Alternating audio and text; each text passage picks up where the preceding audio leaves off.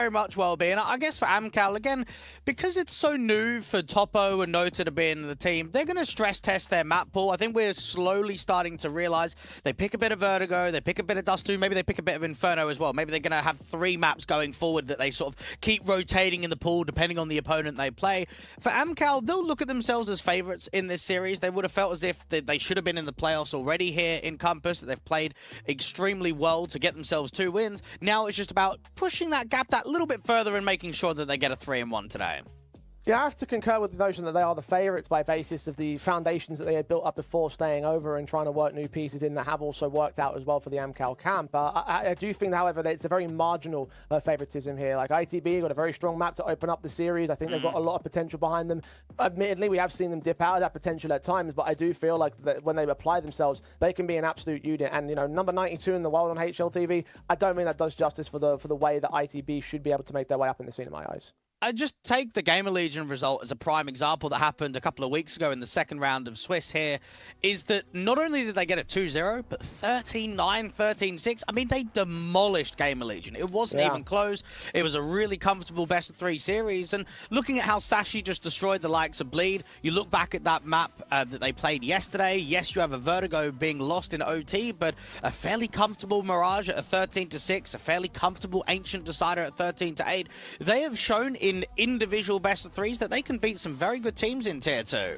And that's the reason why, again, I feel like they're going to have a good chance to at least make this a bit of a battle. I don't think there's a massive amount of favoritism for either side. Again, AMKAL just because of the slight little foundations that they have overall. But look, let's not make the mistake here. ITB could still take this series. I think I am going to predict AMKAL just because of the stability. But again, it's a very, very sort of like, well, it very easily could go the way of the other direction as well. Like, it's a tough one to call. I do at least give ITB the credit of that Mirage because that Mirage obviously is so powerful and being the first map. I think ITB are going to have that one. AMKAL are going to have to work hard to get the victory, but I think they are just about going to nip it in the bud. I'm going to go ITB 2-1. I think just the uptake in form, the confidence of beating Sashi yesterday, getting 3 best-of-3s won in a row. Yeah, it might only be against Gun5 and Eyeballers, but they'll look at this game today and say it's a very winnable matchup. Let's push for the victory. I'm going to back ITB 2-1. All right, let's get into it then, see whether AMKAL or ITB are going to come away ahead of the curve. It's Mirage to start things off. And no map wins in the last few months for AMKAL on this map up, so perhaps a chance to try and end their own losing streak. With the pistols go live, Synopsy goes draw out first. You've got Nota on the return, however, an advantage that is taken right back by the ITB camp as they take the A-bomb site as well. A lot of space out towards CT. Deeper flash, but Flatro not getting overly aggressive. He's waiting for a teammate to back him up. P250 fighting away. Travis going to get picked up smooth there with Topo's casualty and/or Forrester Goosh down. Dealt with pistol win for Into the Breach. And Into the Breach are making a bit of a statement as being one of the strongest Mirage teams that we have in Tier 2 right now. It's quite easy to look at the map pool for Into the Breach and say, yeah, their Ancient's okay, their Anubis is pretty good, yeah, the Nuke's on the weaker side, Dust 2, it's okay. Mirage is by far their best. 14 wins and 8 losses in the last 3 months. This is now the 21st time in best-of-3s that Mirage has been the pick, and they've only played about 26 best-of-3s. Just so many Mirages on record. We've seen them take over matches on this particular map up, so a lot of faith for ITB to start off the series. The Delict turns into success against the AMKAL side, and push comes to shove. Is there any sort of way back again for the CIS squad when the rifles do get brought in? Of course, the second round is basic egos. We do get one pick out of it on Travis's part, but that's about as far as the USPs will go. It's going to feel like a bit of a derby matchup for Chaos. Now, he hasn't played with any of these guys in the past for AMKAL, but remember, he was on that Simon and K23 roster in which they used to play a lot of these guys on the Dream Eaters and Hard Legion and, you know, the guys like the Travis Foresters and Krads. So this is going to be an important game for Chaos individually. Moved into the European scene in general and very far away from, I mean, he's not a CIS player explicitly in terms of nationality, but like he has been part of that scene, so I guess breaking away from those roots. Yeah, I mean, he's been in a lot of different scenes, isn't he? CIS, played in the French scene, been in the international scene. Yeah, definitely moved around his career quite a bit. Trying to establish things with ITB here today.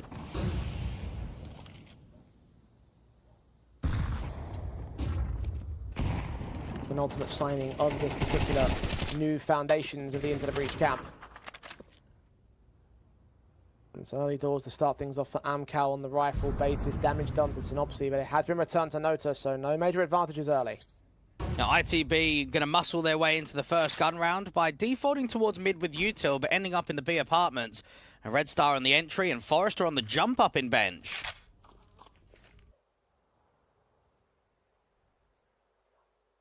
Two individuals on defense.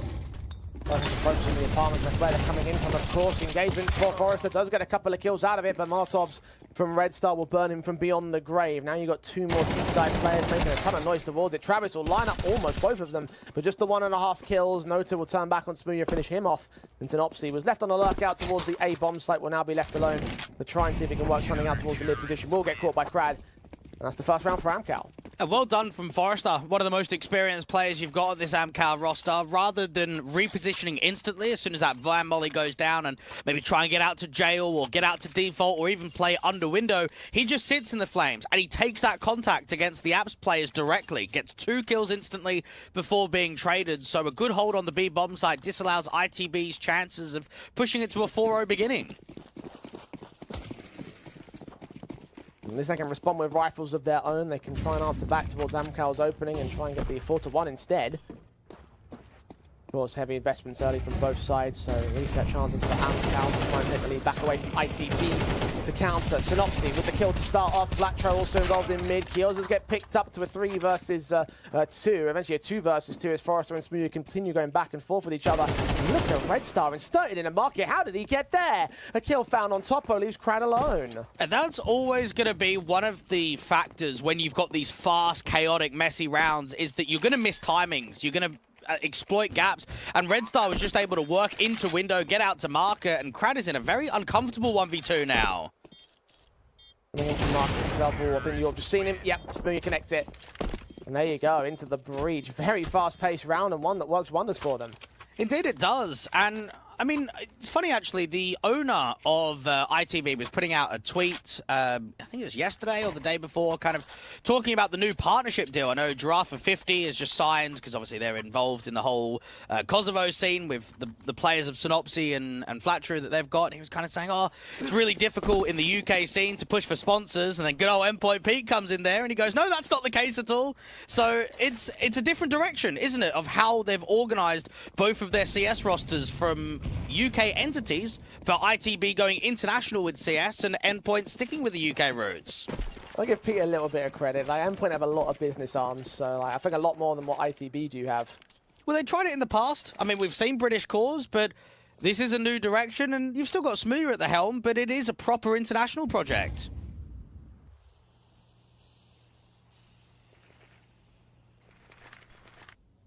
On the international side, again, a lot of potential that we expect ITB to live up to. Do you know another thing, actually? I'm going to give credit to Sam, the owner. He actually put out another tweet, Jay. I'm not sure if you saw it, but he listed how long all of the contracts are for all players, even including Boris. And we never get insight like that. We never get that sort of information. So to actually have that in the public eye, I give all respect to Sam. Yeah, last time someone tried to do that, Cloud9 fired him. Into the breach. No firings on the table right now. They are looking like fire in the early portions of this matchup and should be able to look like fire as well. Burning down the AMKAL eco. And again, that 4-1 start that they had hoped to respond to off the initial start that AMKAL had gained. They will, again, the half-buy turn up towards another rifle basis. Want to try and avoid this SMG if possible. But there's plenty of rifles to face, so shouldn't see too many money builds him from into the breach. And to carry on the conversation of what we've had from AMKAL for the last few officials and the last handful of weeks is that they've finally started posting some decent individual best of threes. They need to carry that on. I mean, you look at the recent history, it's only been 4 wins out of their last 14 best of threes on HLTV. You beat NIP, okay, that's a decent result. You beat Gun 5, yeah, okay, whatever. You beat Passion UA, yeah, it's okay, it's decent. You beat Bait in your last game. Now you make a statement. This is a side that's qualified to the RMR. They're qualified to more lands. They've got Espo coming up soon. That's the first win in a very long time where AMKAL can look at it and say, do you know what? we need to build on this. We need to make sure that we keep beating these sort of middle-of-the-pack, higher-end Tier 2 teams. And I know this is still Mirage, and they've got better chances on Inferno and moving towards Dust 2 as a decider. But from AMKAL's mind, you have to win this series today. Might not be the biggest of the results that they've taken, but it certainly would be a way to shut down an upstart squad. And push yourself into the playoffs, give yourself a good seed. You don't want to go down 3-2. Precisely. It's not the heaviest pressure in the world, but you do want those playoffs ASAP, and Smooya feels the same. Topo's picked up with the AWP peek in towards underpass. A fantastic frag to start things off for ITB. Nota will take Kios back in trade, so that Palace position is covered off. Now, ITB can just start working this mid default. They've looked incredibly strong when they've slowed these rounds down. They've got a lot of time on the clock. You've got the play for Synopsy to try and scale towards top con in with Flatro.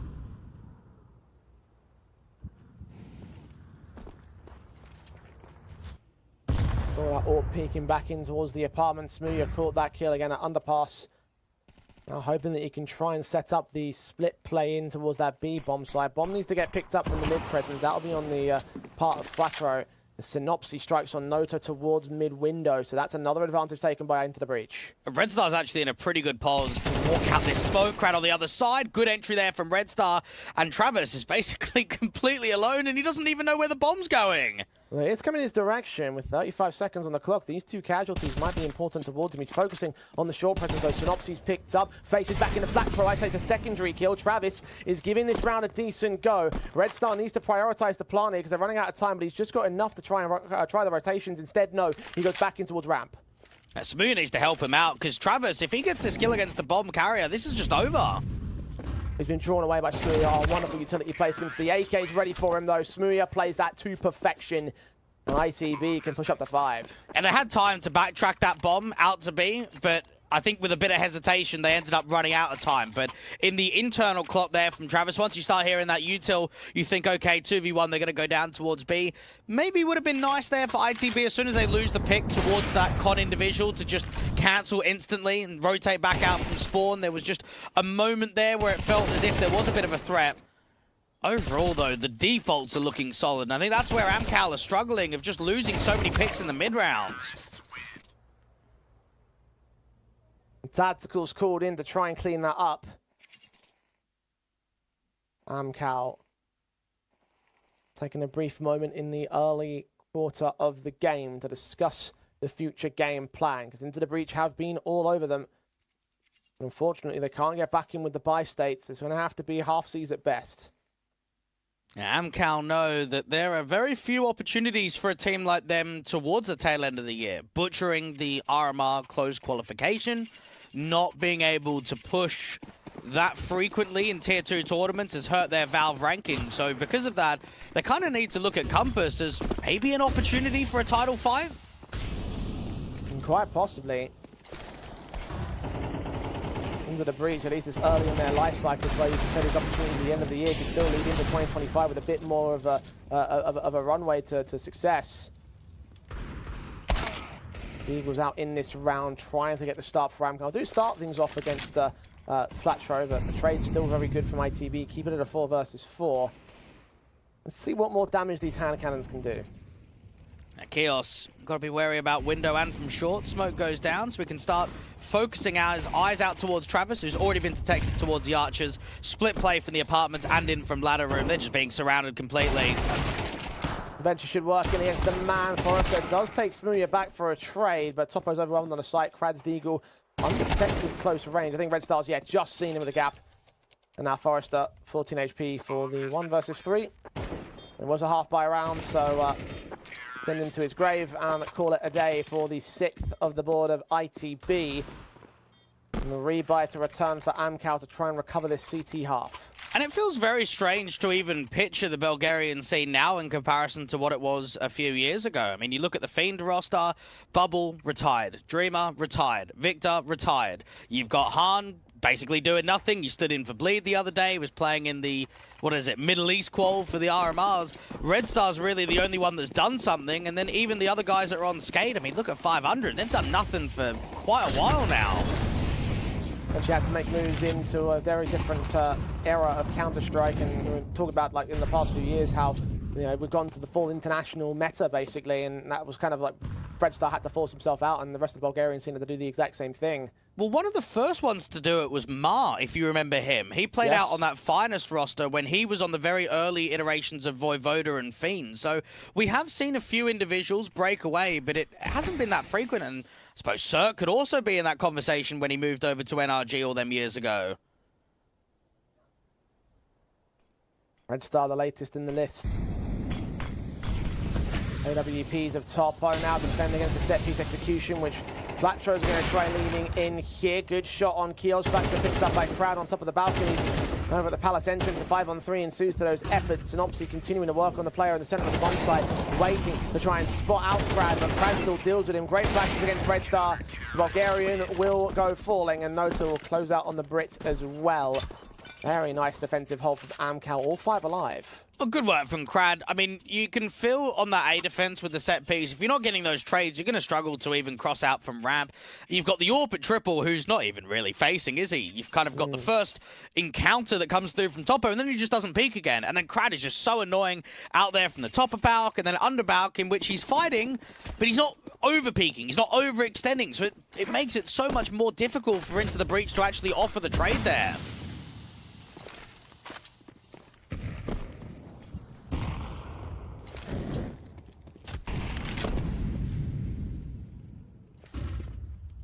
Good 4 rounds now still for ITB's favour. AMKAL chance again to close the gap, try and find the reset they were looking for so early on. Red Star just finds Forrester first out, however. Runs into Topo's AWP, so not going to be allowed the full reign of the B bomb site. And no man advantage maintained for ITB all that early on. Do see Nota peeking into Synopsy, isolates him and gets 1 man advantage back here for AMKAL. And they don't know there's another player in con, so Flatro's in a strong position. It's just that he needs to find a pressure point elsewhere if he actually wants to make damage out of this. Nota almost caught napping, but Flatro eventually finds his kill. Kios takes his own teammate on the lineup against Crad. 2 versus 2 for him. He crosses that bomb with smokes down as well ahead of Connector. Plant to be secured. 2 versus 2 for the retake. Smooth is posted to watch out for CT. Kios just got to back away. He's hearing these footsteps coming in though. The HEs open up a gap, but they do not spot the man. Smooth needs to take first contact, and Kios is trying to reposition behind the smoke. Careful about revealing himself, and 28 points of health. He gets away with a kill. Topo trades. Smooth knows exactly where he is. It's a case of holding for the top stairs angle. Smoke can go down towards the bomb itself. Now Smooth needs to wait for the man to cross. Flashes don't affect him.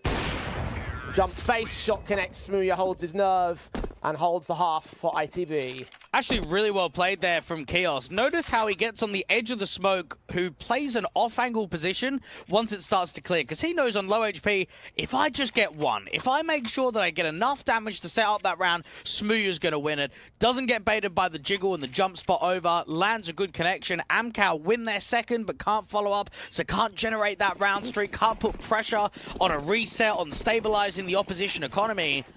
ITB, they've looked comfortable on this T side. I'm impressed with what I'm seeing. Very proficient stuff as they continue to open up the kills in this round. Topo down and out, opened up in mid. No way to escape the ire. The Kosovonians who get the second kill as well. Flatro finding Travis, and A-Side's basically opened up with this push forward from Rav. They might find some concerns when it comes to having their backs turned to a backstab. This bomb, for the most part, can go down safely. Forrester probably needs to find 3. And already he's been detected towards bench, which means multi-fragging potential is so rough. Tries to flash stall them. Crowd centralizes to the bomb site. Sees Flatro on the jump face back towards CT spawn. There's some smokes involved. Meanwhile, Forrester is taken down by Kios, so B site is all cleaned out. Backstab from Nota might get a little bit interesting, especially as Crowd may well lose his life here, and indeed he does. But Red Star was so ready for that backstab, so all the bases are accounted for here for Into the Breach. And they look so confident here. This is why they picked into Mirage. Well, the problem that I have with AMKAL in the current day, Jay, is that they run a 5-map map pool. And that was okay a few years ago, but you try to do that in 2024 and you're going to get punished by a lot of teams. Their insta-ban is Anubis, and then Mirage is awful. I mean, it's been 5 months, I think, since they've last won this map. So teams, especially a team like ITB that enjoy picking into Mirage, of course they're going to play it against a team like AMKAL.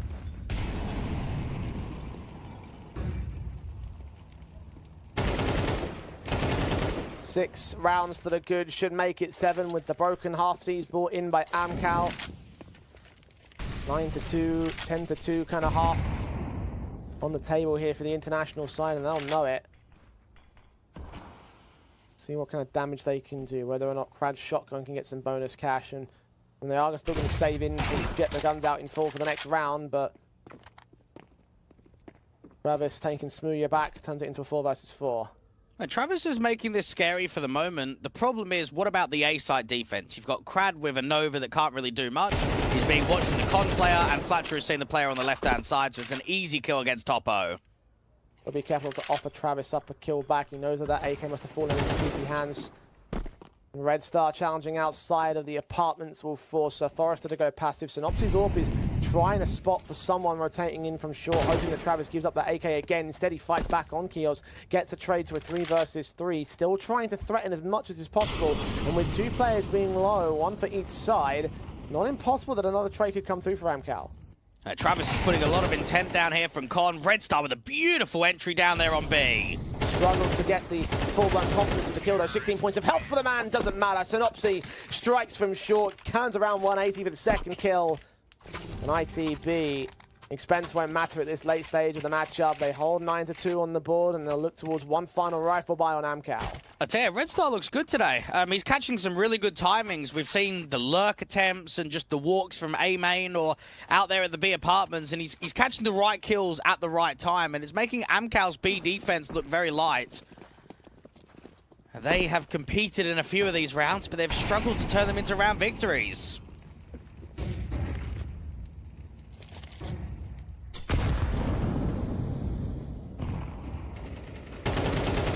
ITB will suffer the early damage, but AMKAL need to find an opening pick, ideally. Look at Flatcher's position at the end of the smoke here at underpass. Nota was revealed for a moment, but only for a moment. He falls back into connector, so Flatcher can't strike against him. Meanwhile, Keel's considering walking out into the A bomb side. There's 4 players total here for AMKAL, as Nota will hold down his position on the defense. Keos just gets that molly down towards underbow. Forrester is burning, but just gets on the edge of it, so doesn't quite go down all the way. They should know that he's low, though. 8 points of health.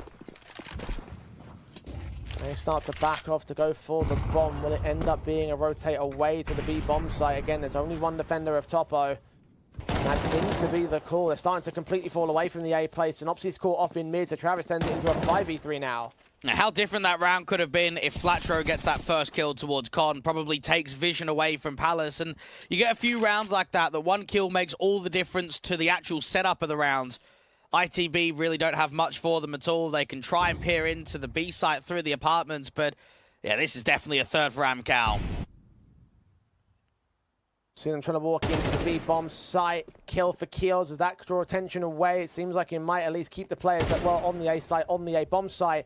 As Topo's AWP will land on Red Star, looking for a secondary pick. Perhaps Keels continues to lurk out here. Smooya versus Topo, the AWP v AWP battle. Bomb tapped once, and I know where that is. Still got to deal with that lurker. The M4 will get him at last. And now it's all on Smooya for 10 seconds to the bomb plant. Knows where Travis is. Heard the two steps to his right-hand side. Quick shot doesn't connect. And AMKAL will take a consolation to close the half. Still 9-3 up for ITB, though. It's been a stellar T side. Indeed it has, and for now, on ITB's shoulders, they've got to look at 9-3 and say, let's get this over pretty quickly. Let's close down on a good scoreline.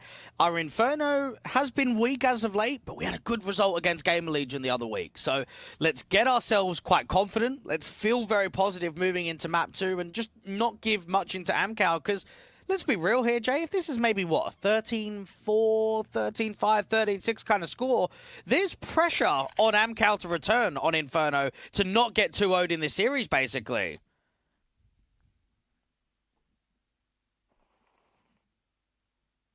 Second half, you can see a pistol win for AMKAL to really put up the potential.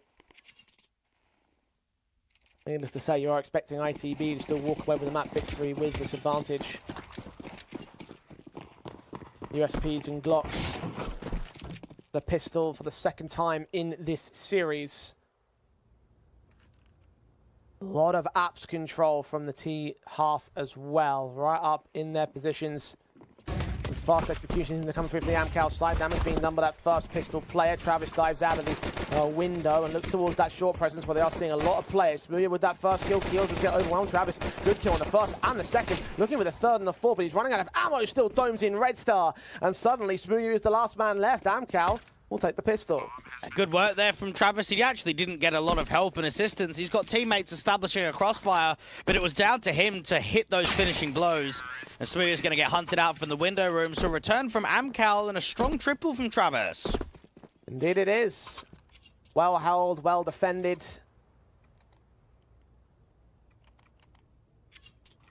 Close the gap to 5 rounds. Should be able to close it to 4 as well into the breach. Taking the basics of the pistols in this next round. No sense in forcing. The buffer's good. It's not that good. Plenty of time to get there first, especially when the rifles come out. Into the breach, upgrading lightly, so watch out to see if there's a kill here or there. You've got Synopsy on a 5-7 in armor. Unfortunately, dealt with by the A-main individual straight away. Well, that was a waste. Well, we were watching for it. And so was Motor. The rest of the pistol players, of course, will try and stack their way into the A-bomb site, see what kind of rifles they can take out of their hands, if they can get any of these casualties, and it would potentially lead to potential resets when the rifles come in. Just want to try and wear down the economy game, and credit to them, they have got a couple of kills out of this. A third one with deficit. Mac 10 and Crowd will try to recover some cash bonuses. We'll find Smooya, and Red Star will dome that next casualty in. Forrester is low, but Travis takes the pick instead, so yeah, 3 casualties, hell of an eco.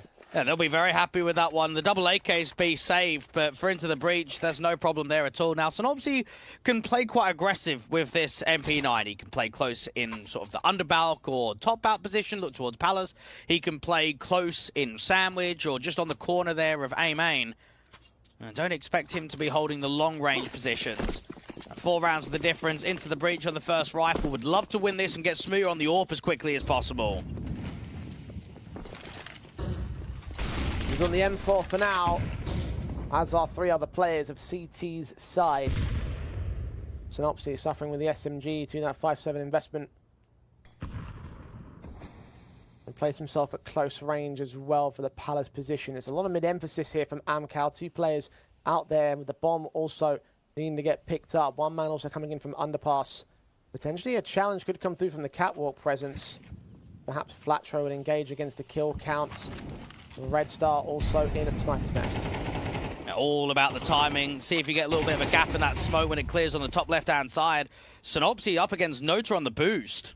The stairway kill found. Second man's right there for Nota, and Forrester will also follow suit on Smooya. Advantage taken for AMKAL here. Into the breach, forced away from the bomb site. The bomb should commit out of Palace without much more worry. See whether Red Star can involve himself as CT, but he's waiting for his teammates to try and support. And might be able to deny the bomb from going down on a spam, but he actually protects himself up on the trash can. And this feels like a save attempt, unless some kill comes out of nowhere. None being offered up by AMKAL, though. They're deep in the bomb site. And back over in T territory, not extending towards CT or connector or jungle, not going to over-aggress against Into the Breach. So as Red Star starts to back away, be left to Flatro and Keels to hold on for exit frag positions, but certainly not take a retake and certainly not take the round. Into the Breach can be fairly happy with what they achieved there out in connector with the spacing and the overall trades. It just came down to not being able to stall for enough time for those rotation room. Wasn't a fight being offered towards CT on the post plant either from Red Star's POV. So save what you can. You can force buy again if you want. You can drop double M4s and buy it up. Or you can treat it quite lightly and just go in for some SMGs and half it.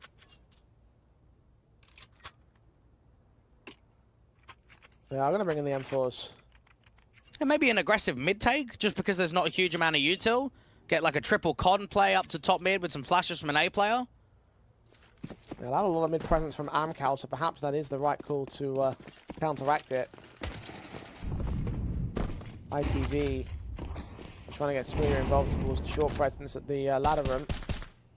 And that incendiary, that Molotov didn't quite land where they wanted it to. Mid-smokes, connector, and on the catwalk, not towards the sniper's nest. The execution starts coming in from ramp very early. Synopsy lines up 2. Nota and Travis down and out.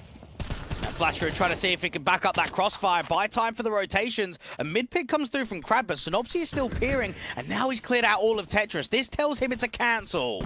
Hearing Forrester rotating back will just lead to further credence. They'll start those rotations. I think they'll just get to the B bomb site before contact is taken by Crad, especially because he's slow walking his way, expecting there to be some sort of aggressive fights. In the end, that's not to be the case. The execution has to deal with 3 defenders. Like, you can't see the bomb going down here, can you? So many players on B in a strong crossfire. They've got 1 molly, so if they put it out towards bench, it could force one of the players of Flatcher in the open. Spotted 1 shoulder of Smooya. Flatcher's got the M4 posted to position. A couple of flashes can be utilized. They're going to go try facing in, though. Crad could lose his life for that, and indeed he does. Rather easy for Flatcher to deal with. Topo will take him back, and they still hold their nerve. Bomb and a second player known about now, although a third man looks to break away from the site defensive. The footsteps are starting to get heard, though, so flashes are sent. Bombs on site, just seen there by a Red Star, so Synopsy will start making his way back in. Smooya's holding his nerve until the very, very last moment. It might peek to the outside, bomb plant denied. Second player seen with the utility basis, and Forrester can get Smooya to drop, but 15 seconds to plant the bomb, and then win those next 2 fights in the post-plant itself, with 1 player being so close as well. Time is too far against him, there's too much pressure.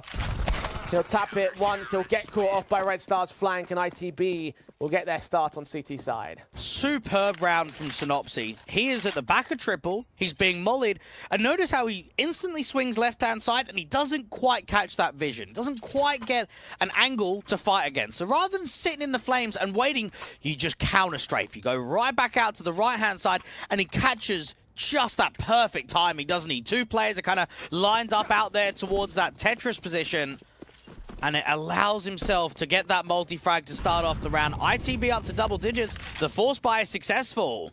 Yeah, these guys are playing some smart, hard-hitting CS right now. Individually speaking, I'm loving what I'm seeing. As a team, it's coming together so well. Kill spread, very good. And the advantage extends back into the breach to 4 rounds to the good. AMKAL did have some savings, so they'll buy back into the 4 rifles. SMG for Crad is still going to be a weakened element, and there is no further savings. And no more loss bonus either for the T's, so this could be ITB's chance to cripple them and send us to the second map with a potentially 12, 13, 6 kind of scoreline. A missed window smoke, which means Crad's going to have to focus that area of the attention. Same for the top mid players. Red Star and Flatcher with this double con. Flatcher can take first contact, and then Red Star can peek off of it. HE's down on the player in the corner.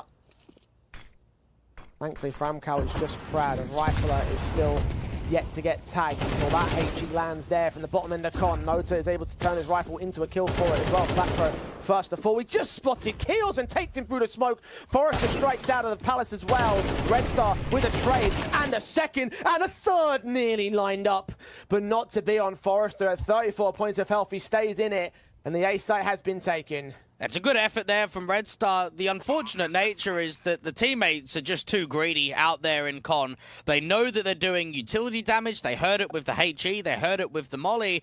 But rather than waiting back and just being that little bit more patient, they start over-aggressing. They end up losing quite a lot of fights because of it. And Red Star just needs to have an insane hold just to, I would say, recover the round. I mean, he's just losing too many teammates in that area.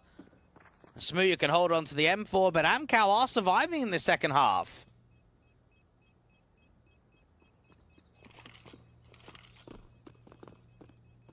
(9-3) half, turning to a 10-7 so far. M4 staying in for Smooya. Will give a few extra options for ITB, but money's not amazing. Loss bonus knocked back a peg means that we've got 2,400 for the previous round, 2,900 at the end of this one, so they can afford rifles if they don't invest for the follow-up. The conservative approach might be the right one here for the CT side. And they can still get as much impact out of guys like Smooya and Red Star without a lot of assistance behind it. You put them in aggressive positions, you allow them to get an open, and maybe there's a rifle to be dropped for Flatcher or Synopsy to recover. The other 2 top fraggers, and Smooya's going to prove exactly why. This boost angle, getting Nota and Crad. Red Star tried to strike in from short as well. Frags found, not quite the third one. Topo can take one back, and Flatcher as Deagle can also strike. Do damage onto Topo. He's on 27 points of health. And Travis coming in from underpass can eventually flank against the CT side, but he's wasted his chance to get any of the kills. And with that peak forward connection as well, he's known about, both players known about here for AMKAL. And I respect the way that they've stopped fighting mid to set up this backstab. They've decided to go back passive, allow the room to get taken, because Topo's going to drop here. The bomb's going to get dropped, and that's going to make the round nearly impossible for Travis. It's an Opsy happy to let them cross, but that's just information to get gained so the CTs can start to close in the Pinters over towards the apartment's angle. Red Star's still 100 HP on the M4 too. Yeah, Smooya sponged that damage. The M4 in his hand still spots players and gets out of the way, backing away. Molotov sent. He'll hide himself in a passive angle, wait for those T-side players to make their move. The third man has joined the fourth, setting up the backstab. Red Star with the kill, doubles up, makes it look very easy. And those are rifles recovered, AKs and all of the CT forces. They get to number 11, and AMKAL, well, now the economy onus has flipped on them. And we've only seen Red Star play Mirage 6 times since joining into the breach. You compare that to everybody else that's played at 22 since the lineup came together. So still embedding him in the system on how they can set him up, how he can play. 18 and 7 moving into round 19. AMKAL will not be happy about losing that eco, because that's basically ruined their chances of, I don't want to say stealing Mirage, but maybe getting to double digits. I mean, right now, what do? Lighten eco and play for the 7-12 deficit?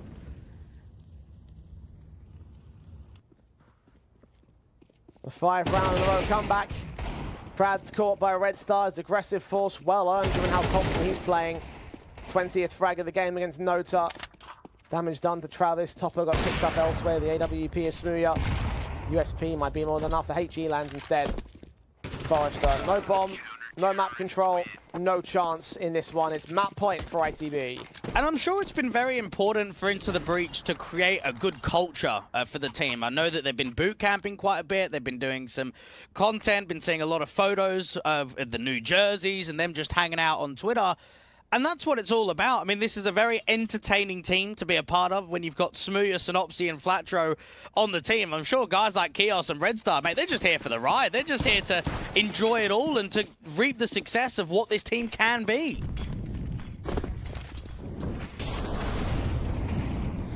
And ITB living up to that potential. Wonderful name from Synopsy. Secondary HTB come down and do even more damage. Kills get found. They do find a trade back. The executions come in early, but this should get shut down by Red Star regardless. Doesn't quite get the bomb carry, but there's still 2 more players around here. Flatro's M4 finds Topo, looks for Travis. He's an easy drop. And Crad, 1 versus 3 now out towards mid and connect. They've accounted for that. They've dropped the bomb. There's no way he wins this clutch. ITB are going to take map 1. Now, ITB are at their very best when they're hitting hard, and that's exactly what's happened out here on Mirage. We have seen star performances from Flatro and Red Star and consistent AWPing from Smooya. The trio rifle pack J that we wanted to see in that series for Bleed didn't quite come up in that best of 3, but we've seen it instantly in this opening map of this best of 3. And ITB can reap all the rewards for it.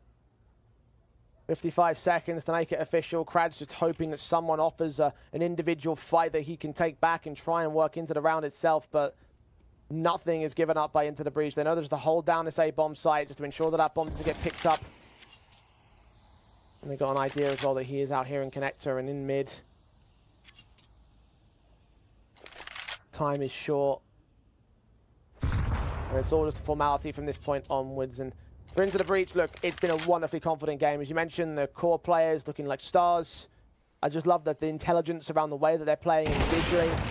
And as a team, it's all come up Millhouse. 13-7, ITB, as expected, take Mirage. It's a good start to the series, and there is no surprise that Mirage has gone their way. It's a very weak map for AMKAL. There's teams that don't even massively like Mirage that are picking it against them. It's starting to become a quite big punish. I know in this isolated veto, it makes a lot of sense for Into the Breach because it's their #1 map in the pool. But I'm looking at AMKAL moving forward for the next few weeks, Jay, the next few tournaments, and I'm thinking if they don't improve their Mirage, it's just going to keep coming in these best of 3s. Indeed it will, and the fact that you've got it as not only a punish potential pick, but also the strength pick for ITB means that this kind of like situation was always to be expected. And And remember as well, AMKAL did win the pistol and the conversion rounds in the start of the second half. So there was a good chance that this could end up being a 13-5 or thereabouts. Like, it genuinely, truly was a much more significant showing from ITB by comparison. Again, I have to say that they have played the far better map up so far. The question is now, can they carry that over to Inferno?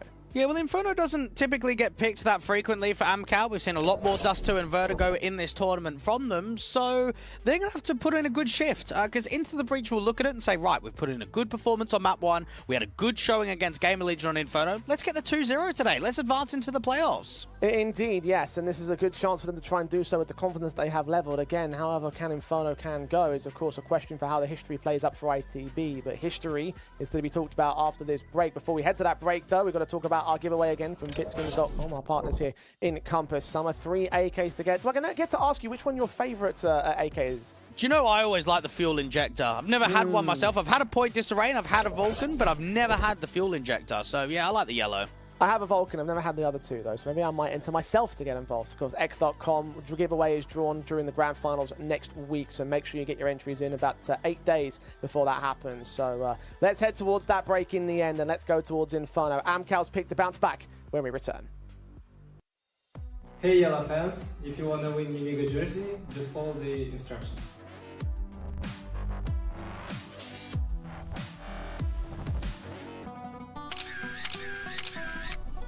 Go for the Deagle. AK. Probably the UMP. Favorite gun? Deagle. AK. Up. AK. Up. Go for the Deagle. AK. Probably the UMP. What? AK-47. The Up. AK. AK-47. AK for sure. Deagle. AK-47. AVP.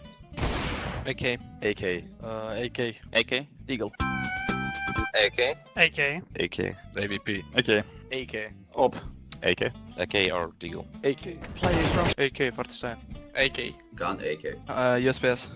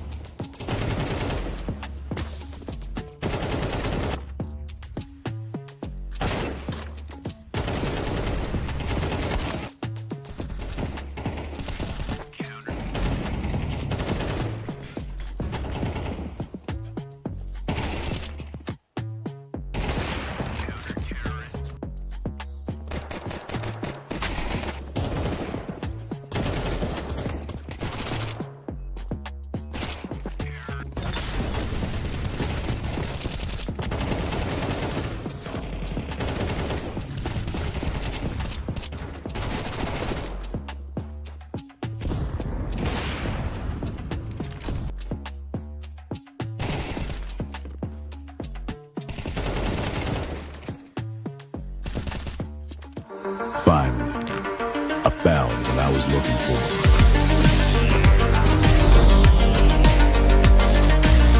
Now that my search is over, it's gonna be a tough choice. But fortunately, no need to choose. When you can just have them all. Buy and sell skins on bitskins.com.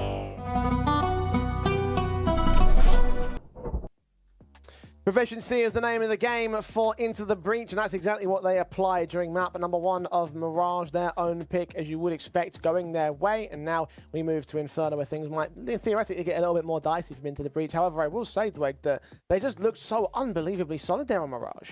Yeah, they did, but we spoke about it. It's a good map for them. It's a weak one for AMKAL. I think it's going to be difficult to replicate that kind of performance. I will say that the key veteran players let me down there for AMKAL. Forrester on 9 kills, Crad on only 7. You expect both of those guys to produce a lot more when it comes to a map like Inferno. Yeah, it is very, very true that, again, Inferno's AMKAL's map pick, so you hope that they're going to deliver much more than just the 7 rounds that they gained, and even that's still okay. It's just a case, again, just applying themselves towards Watch Push should be a much more confident pick for them. But as you said before, Dwight, ITB have had their successes on Inferno in the past and all.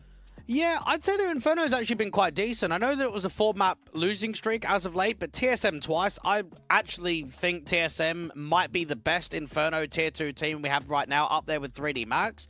They lost to Zero Tenacity in overtime, and then they took double digits off of Mal's NXT. So they'll look at the Inferno results that they've had recently and say, okay, while not many of them have been wins, we can push this for a 2-0. We can make it very uneasy for AMKAL to send it to a decider. Again, it's very, very possible that to be the case. And I just again, want to highlight the intelligence of the play that was put on there by the Into the Breach side. I was a really big fan of how they were moving and how they were playing to try and find the necessary kills that they required and generate the impact that they needed. And for all the players, they had significant impact across the entire board. I don't know whether or not I want to say that Red Star stood out because he was the top fragger, or whether he was just bolstered by the fact that his confidence was one of the more confident elements of a very confident side. I mean, when you've got a game like that isn't very competitive, I don't even think the stats really matter. You could just see that fundamentally they were just all over them. Now, when it comes to Inferno, you might have to look at those key players more so, your Flatro, your Orpov, the likes of Smuya, your Red Star as well, and say, okay, let's see what you're going to be like now going on an opposition map pick.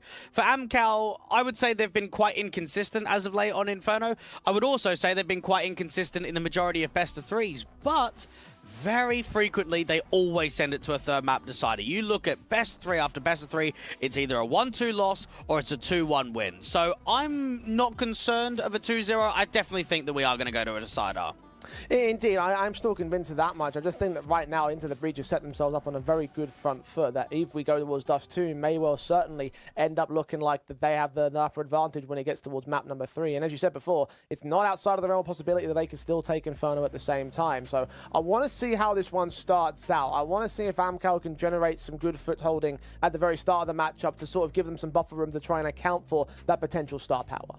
Well, you have to look at both of these teams and say, there's a chance if we don't win out today that we take on Sashi tomorrow. I mean, none of those want that. Maybe if you're Into the Breach, you do because you've played them before. But when you're potentially facing off against a top team in Tier 2, you really want to try and pull this series into a 3-1, allow yourself to get into the playoffs. And that's going to be on the eyes of Into the Breach, knowing we've got off to a really good start in the series. Let's not give ourselves that much breathing room. Let's try and get in a quick 2-0, and let's put pressure on AMKAL to see if they can even make the playoffs tomorrow. Yeah, again, there are lifelines available for both of these two teams, or well, one lifeline to be more specific, but obviously they want to get in here and now, not have to play that risk, not have to hope that the draw gives them a good particular opponent, right? So again, very high importance now for this best of 3, and for AMKAL especially, knowing that they are down by a map. They don't not want to let that risk get to the likes of the 2-0 fashion. So for ITB, what do you think the key win condition would be to try and get the 2-0? I think for them, it just has to be pure fundamentally hard-hitting. I think as long as they've got a sound game plan and they're playing off each other pretty well, they need to be hitting hard. If you get players that go missing, if you get a player that's being bullied on the server, that's when you just start showing your weaknesses and showing some of your gaps. So individually, it's going to have to be very key. And I think it's going to be like that with this sort of team environment and this team structure in every single map against every single opponent. Yeah, we've talked about how these boys are generally just a bunch of hard-hitting players in general, so if they can just capitalize upon that, apply that to the server, then they'll be able to find a lot of success, and I'm expecting that to build as time goes on as well. So look, I could see a world in which this starts off poorly for AMKAL and ITB take over. So what do they have to do to try and avoid that kind of outcome if you're AMKAL? Well, for AMKAL, you need more out of the experienced players to slow the game down, to be able to work timings. I know that Forrester's one of those kind of cheeky lurks in the apartments, always going to try and work a boiler pick and a pit pick. Crad needs to be able to call a good game, and I think you need to try and fire the youngsters up. Nota and Topo, they looked a bit average on map number 1, when we know, Jade, they can be superstars. They can play at a very high level for AMKAL. Indeed they can, and if they can take over this matchup, then ITB will face significant struggles. So veterans and youngsters required for the AMKAL side, who will be starting things off on the T half. It's into the breach, get towards the defensive of the pistol round. The second map is live between ITB and AMKAL.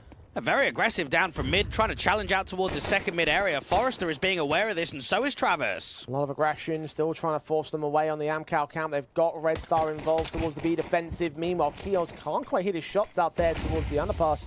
Smokes come down to the cross. They can get into the bomb site. USP taps blinded, unable to find a kill. All that much damage involved. Kios will close in the pins to the back. They've got a Molotov player in close. We'll put that down as soon as Kios tries to make his way up, and there could also be a flank involved from Forrester. Doesn't quite hit the kill shot. Kios starting to run out of ammo. Good headshot on Travis, but one bullet left in the mag. Has to reload. Meanwhile, the T start making their way in to the bomb site. Topo and Nota hold the back lines. Kios gets trading back towards mid, but leaving Red Star isolated. He needs that backup soon. It's half HP for Kios at that. Red Star's dead. It seems like AMKAL's taking the pistol. That's a great effort from Kios to work as much as he did from the bottom of Bernardo. The problem is they couldn't deal with that pool player. As soon as they come out from spawn, the close right-hand side angle is a Glock holding at close range and just starts ripping. Topo in there on the crossfire just starts getting kill after kill. And AMKAL, it was a good response, right? As soon as they realized that it's a mid-aggressive play down from either the first mid or the second mid, they just start running that bomb into B. They realize that there's a huge weakness on the map.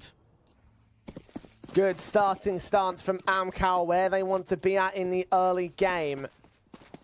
As I said before, I don't want to see them fall apart in the early stances. Give ITV full control and let them just run away with the game from there. They are going to force the issue right back, though. CT side, so we'll be seeing the pistols for the most part. SMG for Kios and a scout for Smoothie, which has landed the first tag on Travis. He's down to 10 points of health.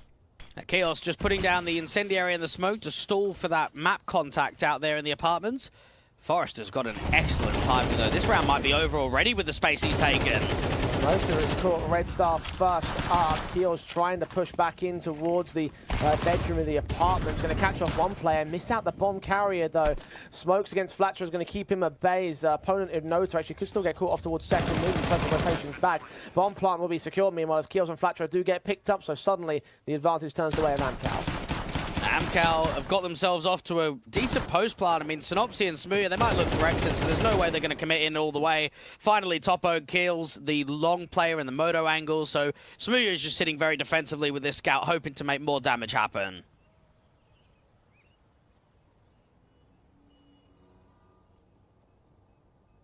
One more decent headshot or something of that nature. Even then, the T's are aware of his push forward in mid, so he'll just be left with nothing. Back towards the T spawn. They'll be pushing back towards the B bomb site to ensure that their rifles will stay in on all three players. It was a good effort. They had a threat at the start of the round, but didn't quite finish off for ITB. 2-0 for AMKAL start, and should turn to 3 as well. It won't see much investment here for Into the Breach. A couple of upgrades around the scout with some pistols. Don't want to spend too much money. You want to prioritize a strong opening gun round. Let's see for AMKAL how expensive this round gets. If Smoothie might be able to work an opening pick.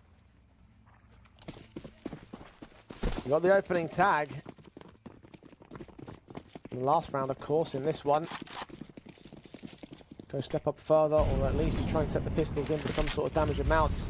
Saw one player crossing. Travis also saw the aggression that comes through. Smoothie's going to get caught. Kyo's going to get caught. Third man pops out. Red Star does at least compound on Smoothie's damage to get that one casualty, trying to make it somewhat expensive, but not a mass amount of expense so far. 5-7, the scout picked up on Red Star. We'll now try to see what they can gain on the B defensive, but well, they should take it pretty handily here, AMKAL. Synopsy is hoping for some aggression out towards this tree area, and for the most part, it's a pretty good round to start. If they can just get one more kill out of it, that will actually cripple the economy for the consistent gun rounds to come. And this shot from Red Star, though, the MAC-10 walks right into Crad, so they won't quite get that third pick. Decent efforts, of course, from Into the Breach, but they only had pistols, so it's not to be too unexpected that that's the outcome. Now the rifles come in, you mentioned strong opening rifle, that's what ITB needs. And AMKAL need a playoff run to just mentally be ready for the second half of the year, that they can start producing similar results as what the previous team was able to do so. They're at the Sky Esports Championship, got to the playoffs there, but everything online, round of 16 invites consistently, and Hell Cup and CCTs are just instant eliminations. We have not seen many deep runs from them recently, so getting themselves 3-1 and push towards the playoffs could be the start to one of those deeper runs. AMKAL started turning the corner, then they want to take the corner directly. Synopsy wants to push in a banana, turn the corner of the half. We'll find Nota and Crad as casualties. A lot of HP damage done towards the man, and that's why Red Star will now take point. Travis is desperate for this trade, but he's just not being offered much of a fight. A return back to the bomb site. Forrester has created all of this space up towards short, but he's missed that chance against the Apps player. And there's still two other players on the long position, which will find Travis, Topo in apartments. We'll try and put that bomb in, but Flatro's watching for it, and he's going to get that second kill. The round falls apart, crumbling away for AMKAL. 1v5 for Forrester does take Synopsy down. The Kios is there to trade him back and finish the job that he started on the defensive, bring the first home for ITV. And double AK is being picked up, 4 players alive. They'll be happy about that one. Unfortunately, no kill bonus and money in the floater just yet to get Smooya on the AWP. But that is everything that you want in an opening gun round, to set an example, to put pressure back onto AMKAL, and it's actually forced out a tactical straight away. First one in early.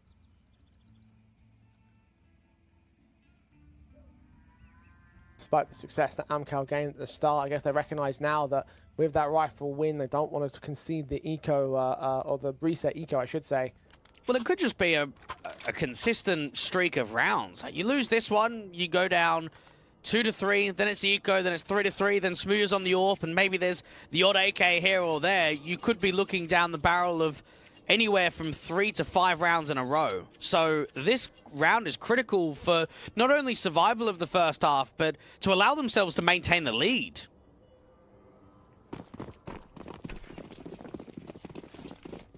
ITB.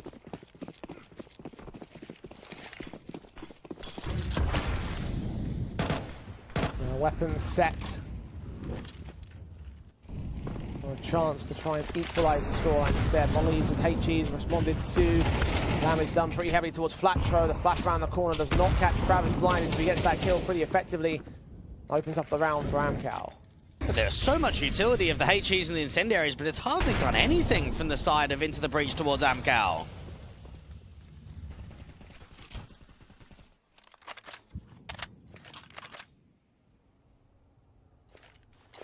That let's slow it down. Incendiary is up to just continue the suppression game here from Into the Breach. AMKAL's just holding down the brake pedal before they can really hit the bomb site. They've got decent lack of utility, honestly, but they have got the couple smokes to cross. Flash and Molly to see whether they can break in 3 players to defend it. It's a good gamble here for Into the Breach. They don't know that it's going to be the big exec, but they're hoping and they're trusting in the read.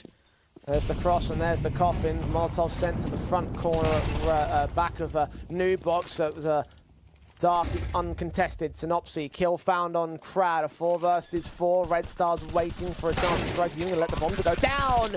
But Topo checks the backline. Smooya through the smoke, trades him just about to a 3 versus 3. Just one flashbang out from Spawn. Kios has got the other one, and he's backtracking all the way out to bottom banana. Now, there is a kit in play for 2 at least. They're going to go people dry. Synopsy could lose his life, and indeed, he's lost it. Flash picked up by Smooya, but even Nota deals with him. Wonderful recoveries from the young blood once again. Travis is there for the 2K closer. And AMKAL answer back to Into the Breach. Red Star's played that round perfectly. It's a hard bait, isn't it? Because you're driving distraction, you're thinking, okay, they're going to get the bomb down, then they're going to focus eyes towards CT and Coffins, and that's where I might be able to get a bit of trigger discipline going, try multi-frag up, and instead, he actually just gets wide swung and cleared. That one frag changes the dynamic of the round completely for AMKAL.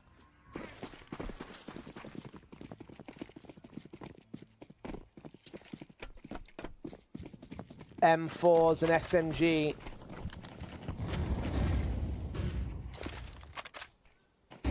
Damage done heavily to Smooya and Kios to start things off. ITB trying to buy back into this round, and they have lost that first casualty. They didn't quite get Forrester despite being a point-blank. Travis can follow suit on Smooya. They're getting pummeled in this next buy-up. Indeed they are, and it comes off of the back of that tactical timeout that got called from AMKAL. You win the next gun round, you go up against the follow-up, and now you're facing down the barrel of what could be a 6-1 start here on T. Into the breach, go for a very aggressive move just because of the limitations of the buy. Don't have a huge amount of util. One's down to an SMG, so okay, you get out there aggressive in boiler and into bedroom, and both players just drop instantly. You struggle to get the trades, you struggle to recover the round, and Red Star and Synopsy are just basically hoping for anything at this point to try and stay alive, to do a bit of economical damage. This is the perfect beginning if you're AMKAL. Even the good expectation of Red Star's angle, the preem that came through. Easy pickings for the AMKAL attackers, a 5th to their board into the breach. Well and truly into the deficit here. It's a bit of a runaway opening half from their opponents. One round of resistance. It's all that the internationals are posting. And it's going to hurt, because the one round that ITB have won has been a really successful one, where they've got a lot of players staying alive, they've had a good crossfire, and then all the others, there's been some chances, but you just feel that the money's being taken away from you now, that you're not building up that loss bonus, you're not getting yourself in with the consistent guns, you're going to go down to the eco in the next. You're not even going to have a lot to surround the M4, honestly.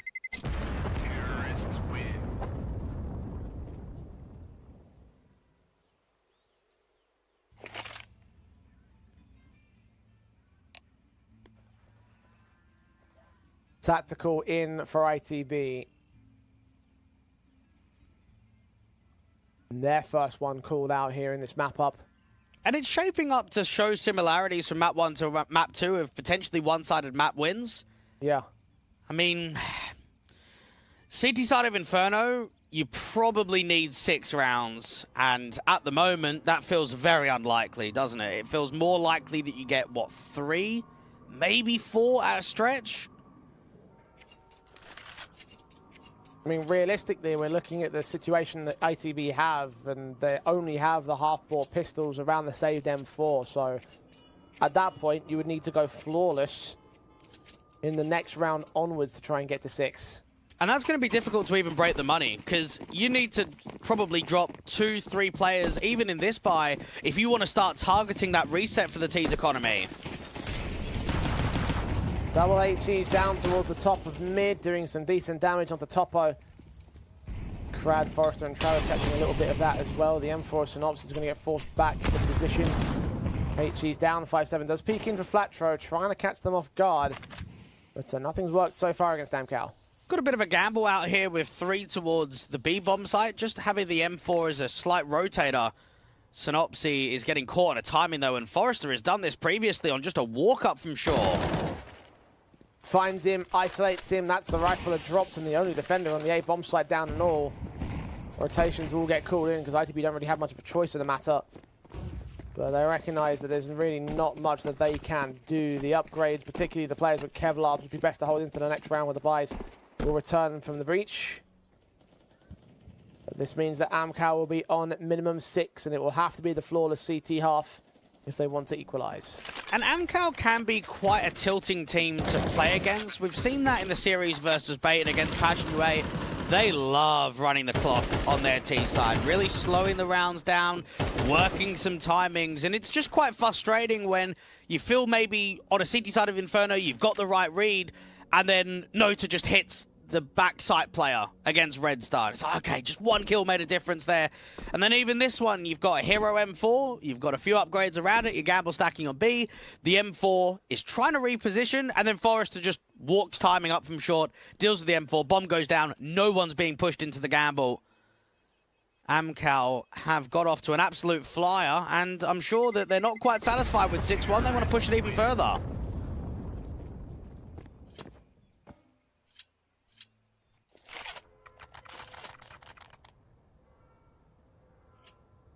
We've got to deal with the rebought weapons on Into the Breach if they want to push further for AMKAL.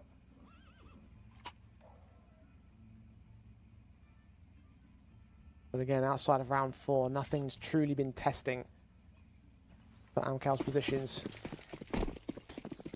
Built up a lot of cash that can afford to rebuy several times over Into the Breach.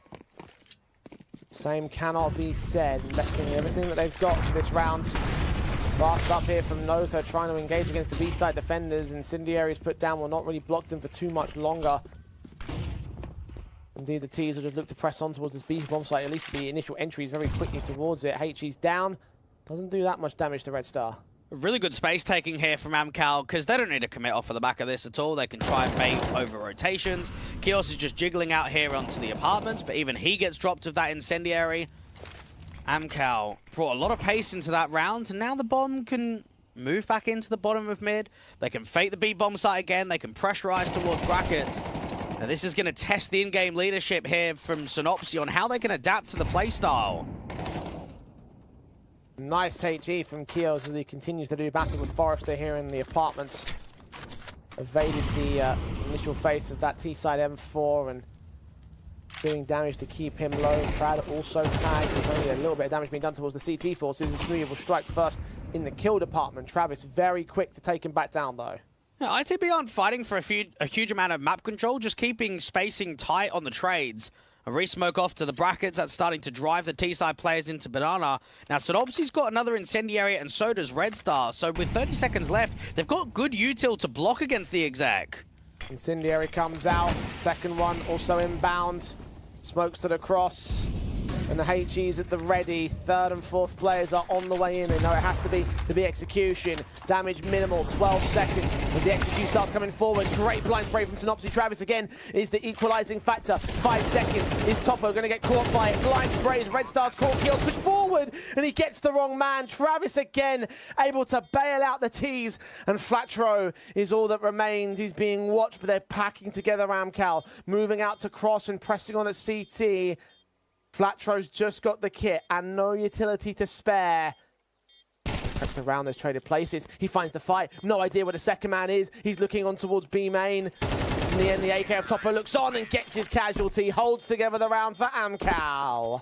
And right there, you've got the perfect read. Players are rotating over. The B players are trying to stall for time. The first incendiary goes in. The second incendiary goes down. The HE also gets thrown. They just can't deny the bomb from going down. Even those run-outs through the CT smoke, the run-out through the coffin smoke, you just need that one kill. That bomb plant denial ends the round. They just can't do it, can they?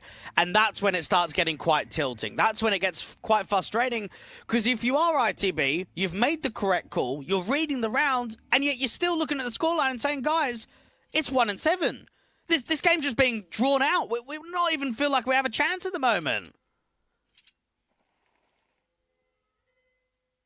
As you said, just one kill would have made the difference in that previous one.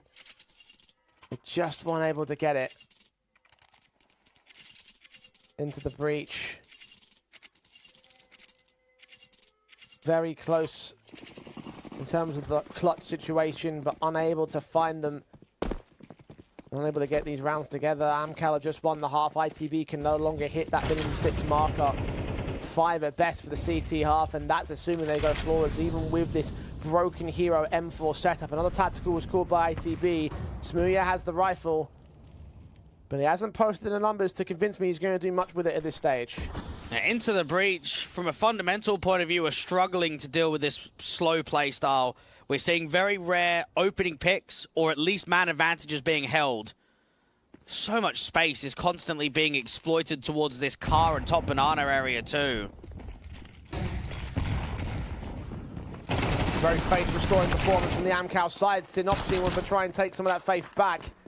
It's good for the 1 kill, but no more than that. Damage has been done to a couple of T-sided players. So again, you see potential in Red Star's casualty takes, and Noto will drop for it. So man advantage for Into the Breach here.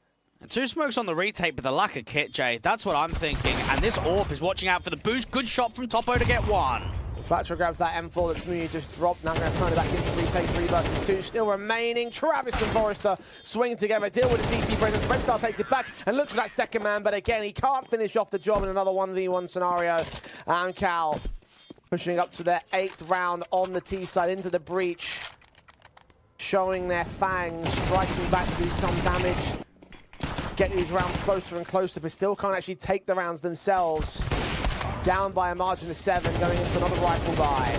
If you remember, Jay, when we were casting AMKAL versus Paravision for the opening game of the main Swiss stage, I was quite critical about Travis. I thought he'd been underperforming, hadn't been playing well. Take these new players that they've brought in.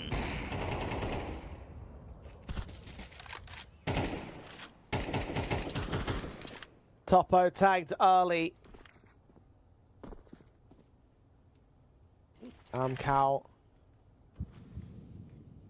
on a slight back foot, but not by a massive margin. ATB are yet to get an opening kill, and similar stances return towards the T side. And I wonder if maybe the opening frag is going to be something, if they can keep it, that will make a difference here for Into the Breach. Sorely lacking that so far on this map. Aggressive approaches towards long and from short reward the T side. Flatro overextends and gets caught by the AWP. Forrester looking to prod out of the apartment. Synopsis got an incendiary to replace on the right moment that will force that man back. Keels will hear those footsteps as well. Now he's going to try and deal with the main T-side pack, of 4 of which are now held up in at brackets.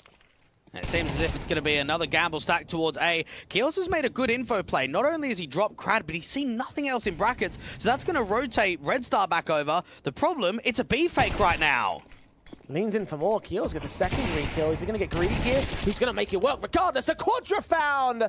And that is a massive difference maker, finally showing up for Into the Breach. Now leaving it on Forrester. Bomb dropped in the open and all 5 seconds. No time to try and clutch this. They needed a hero, and they just found one. Well, tactically, AMKAL look very proficient on this T side. You can just feel the way that they're baiting over rotations right there. Are they pressing B? Are they pressing brackets? You don't really know.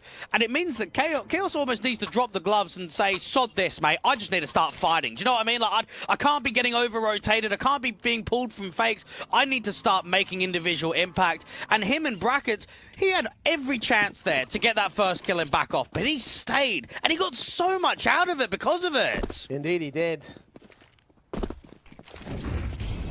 Never expect a sequence like that in most normal circumstances, but massive moment from the Belgian. And now you've got to get 4 CT rounds. You've got to go undefeated at the half. Via responded to by AMKAL just takes the wind out of your sails immediately. Then you're the ones down at the potential 9-3, 10-2 scoreline. Kios fought upon first by Forrester. Damage being done between both players. Forrester comes out worse for wear. It's an Opsy elsewhere that takes the majority of the damage with the CT side, though. Lots of tags on lots of players for AMKAL, the contrast. Very rarely have we seen ITB actually take Banana. They have constantly been back passive. Kios up against Forrester. And this is just a toy of a frag. Still waiting, trying to drop off silently. Flatro gets caught by the AWP, trying to drop the incendiary. And smokes go down to coffins and cross. The execution set in as a result. Blind sprays the Synopsy doing some damage. Red Star, when does he pull the trigger? Hearing footsteps, he's trying to pick his moments. The bomb's actually needing to get picked up. He's actually not going to make it to the bomb site in time before the smoke starts to clear. With the prod from Keels, he might catch him if they decide to go back to the A bomb site, but no, they're going to continue committing towards B. They get another smoke down. Forrester waiting to cut rotations off towards the bottom of mid. If a spam kill comes into the bomb plant denial, there might be some threat here. Brad's low HP, so it's entirely possible. Red Star's tapped, engagement's found. Red Star indeed drops the bomb. Now they've got to fend the T side off. Great flash in against them. Both players going to get blinded. Smoothie still gets Noto. Topo trades him back with the fire. 3-on-3. Synopsy's low. Now he's dead. He's still got Forrester who's low, and Travis has been tagged. Red Star continues fighting, and alongside support from the other side of the site. They're going to stall for enough time here. 4 seconds. Forrester covered off from Coffins. The AWP lands it, and Keel's got a trade back, but he only gets the one man. Again within touching distance of winning these rounds round for ITB, but they can't get the job done. AMKAL are a very unique team with how their playstyle is, Jay, and I mentioned that it's frustrating to play against them. Imagine being in that round for ITB. You've denied the bomb from going down the first time. Yes, what, 20-odd seconds on the clock? You can literally see the bomb, and you're still not converting that round. Where AMKAL show their depth is how composed they look in late round situations. They don't panic when the time is down to the single digits, when it's less than 10 seconds on the clock. ITB into the last round of the half may indeed lose to the worst case scenario that I talked about only a round ago. AK is engaging Forrester at close quarters. Keel's going to catch him off with the SMGs. That's encouraging again for the main man. The AWP is Smooya finally allowed to strike. Been a quiet game from him, but he's turned up that first and flicks onto that second perfectly. Now you got Travis and Topo working in towards short here on A. They've turned a man down in this 2 versus 5 situation, so there's one trade available. But now they are forced to apply the brakes and again play out the timer.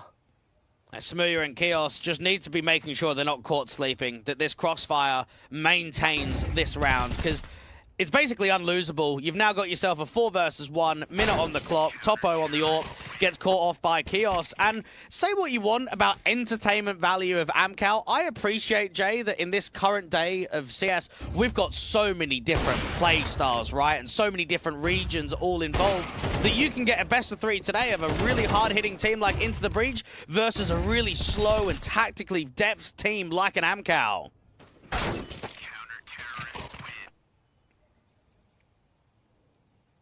Right now, it's the tacticals and the depth that are working well in this second map of the series. And the last one, it was ITB's heavy hitting. The T-side starts to bring that heavy hitting back from a 6-round deficit. And a pistol pretty much required here for the international squad. May allow a one-sided victory to fall against them, which would be their first true one-sided loss since that TSM matchup that you mentioned at the beginning of last month. Pistols set in for ITB, quick out towards second mid. Players are gathering a lot of information, and 2 more can come through towards this Bracker's position. Krad is going to get Kios to start and double up on Flatro. The man that traded back Nota's casualty is still at large. An advantage still sits for AMKAL at the moment. ITB trying to fight their way out of the corner because they're getting flanked. Krad finds another player with his back turned. Finally picked up by Synopsy, but Topo struck to leave it all onto Synopsy. A 1v3 from this position. The bomb's in the open. I can only imagine how chaotic the comms must be there for ITB. You've got players peeking you from bedroom, from deep upstairs, from second mid as well. Synopsy might be able to overwhelm the site defender and get the bomb down. Forrester reverse default. Oh, no. Oh, hang on. He actually might be able to get this. It's the clutch I'm interested in for Synopsy, though. He's found that first. Throwing out the second player into the short position. Struggling for the headshot. Where's the last man? He's out of the apartment. And Synopsy just barely escaped his eye. Looks for the headshot. Glock holding up against the Deagle. Julius, I should say, actually out from Travis. 40 seconds, he's getting away from position into underpass, or look to go. It's silent. Synopsy trying his best not to give away any more information. He's timed this one enough to escape towards Banana. Travis sees him, takes him, and just again holds the pistol round for AMKAL. It's a good effort of the clutch, but from AMKAL's point of view, they were all over them in that round. There was too many fights being taken at the same time, and Into the Breach just didn't have map space to be able to kind of fight back against it. You're looking up high, you're looking down low, 180-degree flicks from your front side to your back side. And force up, get Kios on the hero AK. Yeah, ITB, I could pretty much see this going 3-13 as a loss, honestly. I can't see much being presented in the second half for them.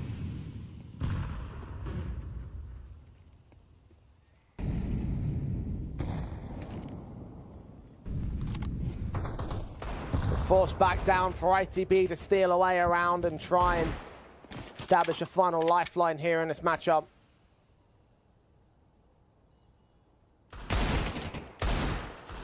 Seven to the good on AMKAL's advantage, and ITB just looking to try and recover something. AMKAL just looking to try and close this down, and as you say, it seems like more likely that they can find the success here and now. Forrester finding Smooya, at least Kios is good for the response, but there's plenty more automatics to play with. Brad is one of the Red Star core, unaffected by that flashbang, but doesn't quite get the kill because the smoke's in the way. Synopsy, meanwhile, back on short, has turned it into a 3 versus 3. Now, Travis needs to get some help, but he's not going to get any. Brad is basically silenced on his rotate, and Travis gets nothing from Pear. SMG at range, bullets fly all over the place. They've got a man advantage and the bomb site here. Plant will be secured. The background of Nota is eventually going to join Krad as Krad has picked up one. Flatcher's there for the response. So they keep him at bay, and they actually might just force out this round here. And Nota seemed as if he was going to rotate into brackets. It is going to take him ages now that he's walking into library.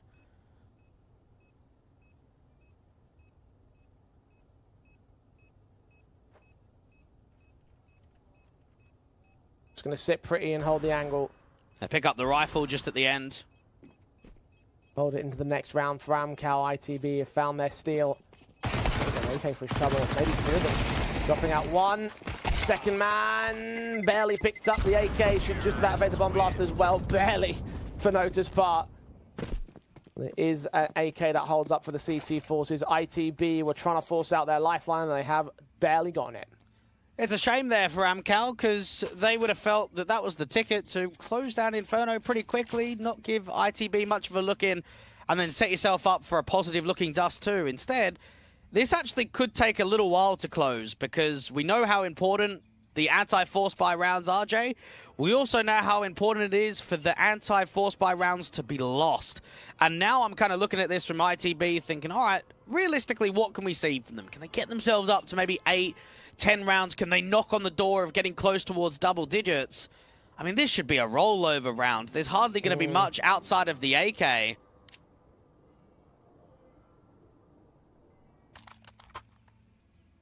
It's a chance for ITB to start to turn some momentum back towards their favor. They've been looking for that momentum swing for a very long time.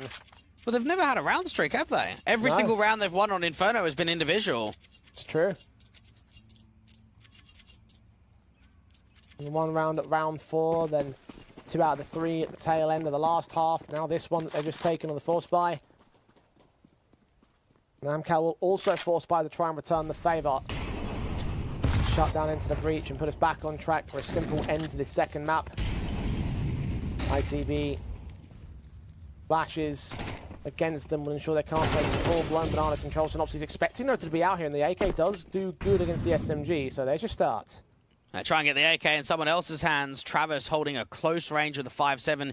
If he dinks down Kios instantly, this could start getting threatening. Good kill for Flatro. Travis picked up instantly the scout play. Unable to land headshots as the smoke's bloom, and he can't see anything more on long. Site taken. Plant should get secured to the back wall as well as Forrester is found by Smooya. That will take any potential away from the round itself. The AK can stay for Nota, and that'll be basically about it. A 5th to the board of ITB, and AMKAL will not have funds to buy back another investment in the next round. Poor Nota. You're out there with the AK, you've got an opening kill at the top banana area, and your A players have just let you down. Travis and Forrester haven't really done anything between them. All of that good work to start has been unrewarded with a round victory. Now, you've got a scout, you've got yourself a MAC-10 and an AK. Even though they'll treat the next round as an eco, watch out to see if it does get threatening at all. Because let's just take the last round as an example.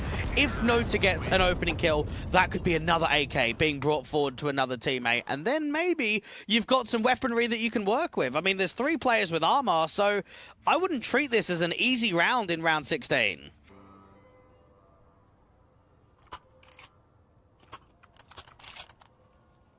And that AK did post up some threat at the start of it in the last round for AMKAL, so Nota can find even a 2K and start to think, okay, well, maybe there is a good chance.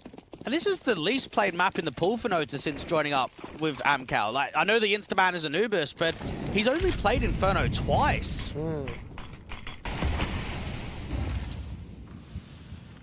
He's not exactly the key star, I wouldn't say, at the moment, but posting his impact. Alongside Krad to take down this banana aggression. The MAC-10 hoping for close quarters combat. Meanwhile, Topo, his scouts, forced out of position over at the brackets and watching the mid angles, unable to find anything. We'll be allowed this map control. Next key threat is probably going to be Travis in the apartments. Red Star just walking on a contact, so a lot of space has been taken from ITB. Easy kill for Kios up against the Zeus. I mean, that's always a bit leery when you're that sort of close against it, but dealt with easily. And the boost was pre-aimed, but losing the fight for Red Star. And a double up taken against Synopsy, so there's those 2 kills I'm looking at. Unfortunately, it's still the site being taken here towards A, so they won't be able to defend against the bomb plant, but high possibilities the retake has still come to fruition for them. They're coming in real quick towards mid. Smoothie's going to hear some of these footsteps at least. Coming out towards second, especially Nota's low HP.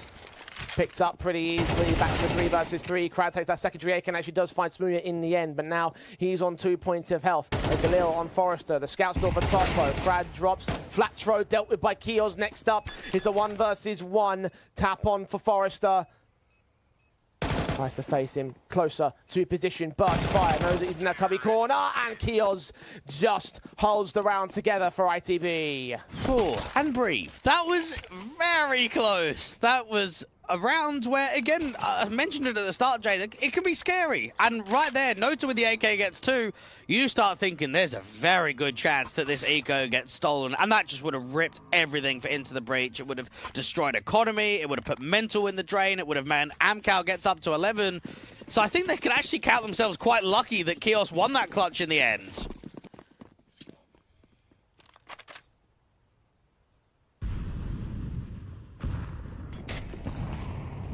And ITB kept in this matchup by the Virtue of their Belgian rifle. Top frag on the board right now for his team. Flatthroat is picked up by Nota to start, though, and he's getting a lot of consistent entries out here at the B bomb site. AKs in the last couple of rounds, and M4 for this one. Yes, he takes damage, but it's a 5-on-4. He's a threat right now, and you can look at it, Jay, and say, oh, but he's on 15 points of health. It doesn't matter. If he keeps getting opening fights, that's going to be a worry for Into the Breach. Retaking nades towards that top half wall area. I was going to say he's driving the T's back, but Smooth is trying to fade the edge of the smoke, and that spam is dropping Nota even lower. Counter smoke there for the CT side. We'll make sure that they can't press on towards that B bomb site just yet.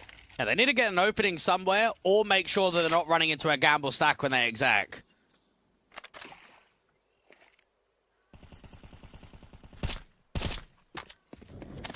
Burst of the M4s, 40 seconds on the clock. Was blinded on the AMKAL side. ITB going to make their way ahead of the cleared smokes. Check back sight, Burst knows he's going to get caught. Crad fast, burns rather heavily, but still holds his nerve for the time being. Sets Forrester up for a blind kill on Kios. And bomb is on site, will look to get planted rather open here. Eventually tapped again for Synopsy. Finds his angle, Forrester swings. Smoothie tries to protect him by virtue of the taps. The 3-on-2 retake can come forward for them. They're trying to rush down Forrester, can catch him on the reload. Indeed, he falls. A good frag, and now it slows up. Topo and Travis both coming in from spawn. One's going to break away and try to look back in from coffins, though. Backs will be turned here. Synopsy might get caught dead to right. Does turn back at the right moment. Topo leans in, still gets that kill. It's now all down to Smoothie and Nota towards the back lines, and Travis will deal with him. No trouble, no bother. AMKAL, final 11. Now, Into the Breach would have felt as if that 2v2, Jay, was in a good start to push another round, get yourself up to that 8-10 deficit. But maybe they get caught stranded, not pressing for too much more. You've got a Synopsy that's very much out in the open there on top of the sort of coffin's angle.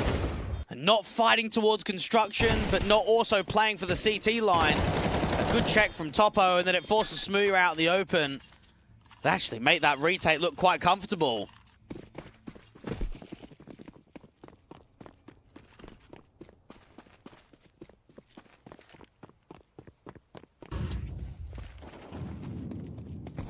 Gun set back for ITB. Jump face to Travis. Saw 2 players out there, one of which was extremely close. They're going to try and push forward towards Long, and Kios gets found by Topo very quickly. Still got Forrester as well in that crossfire angle. Advantage Taken handily by AMKAL. ITB do get a responsive in with that Deagle play, but Synopsis dealt with just as quickly by Topo. Flatro, meanwhile, striking out towards short. Bomb's going to get back safely into the apartments and can commit to the site. It's looking promising. The issue is the util. They can get the bomb down, but they have to be worried about Moto and from the bracket swing on short. They've just got nothing to block against the retake.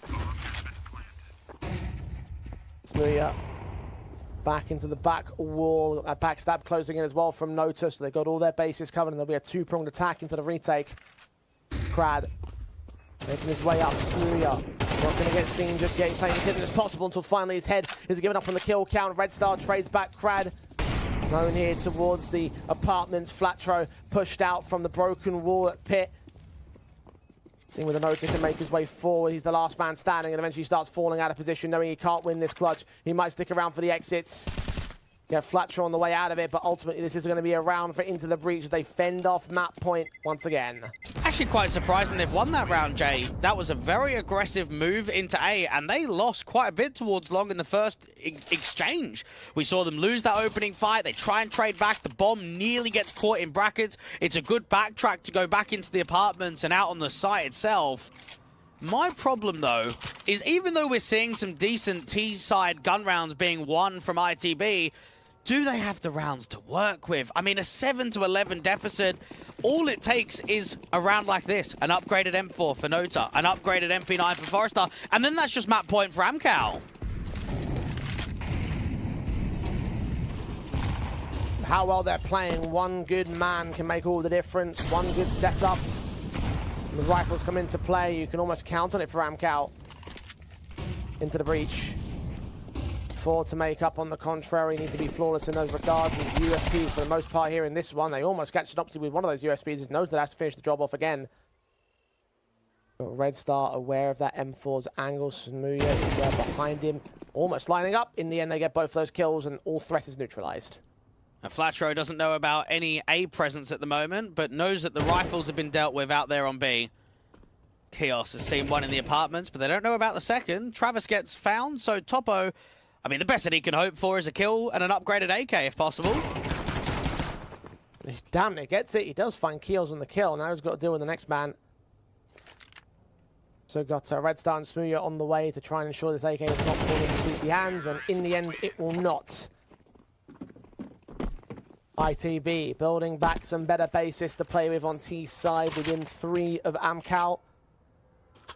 Just push forward to equalize. And the rifles may well give them the leg up that they require to do so. The rebuy is on AMKAL. No money in savings. The AWP for Topo. The AWP for Smooya.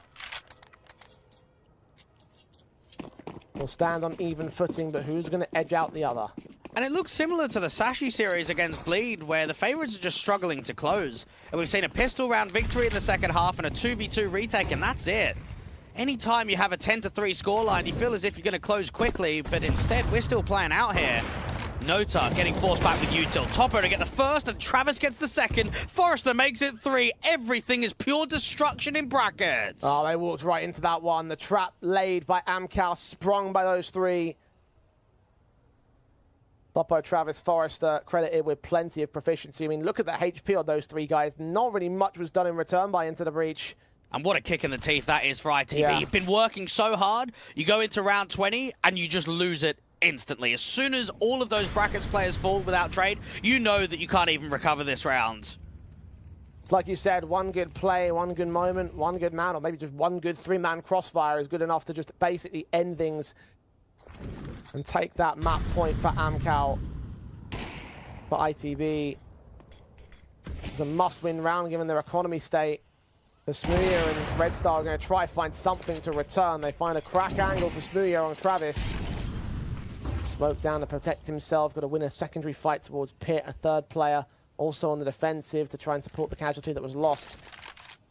30 seconds to this. The bomb's going to make its way in towards Apps. Forrester could get seen. Topo's AWP lands. Smooya with a secondary kill. Needs to go back for the bomb here. There's just not enough time for it. And in the end, he runs right into Topo, who makes it a triple and makes it map point for AMKAL.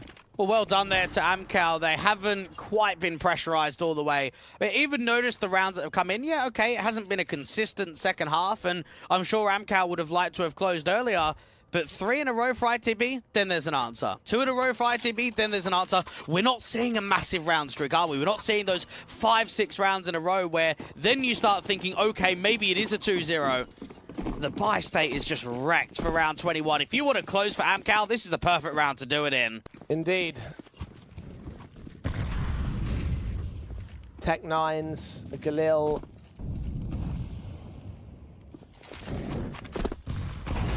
Across the 3 players of the Into the Breach camp who you'd argue have done the best so far in this map up. Nota finding Snuyo. That's one of the AKs drop. Red Star solos into the grave. Triple in for Nota. Crowd getting picked up, and Nota might even end this with an ace with how well he's done so far. It wouldn't shock me. The York lands the collateral tag. A kill found on 1. Nota in the end will wrap the corner for the Quadra, and that's exactly what will lock in the 13-8 victory for AMKAL, who take us to Dust 2. And while the stats might not show it, Nota was actually quite the beast in that second half and was easily the best player for AMKAL that made the difference to close. We saw a lot of impactful frags from him on the anti-half buy, the ecos, the gun rounds itself.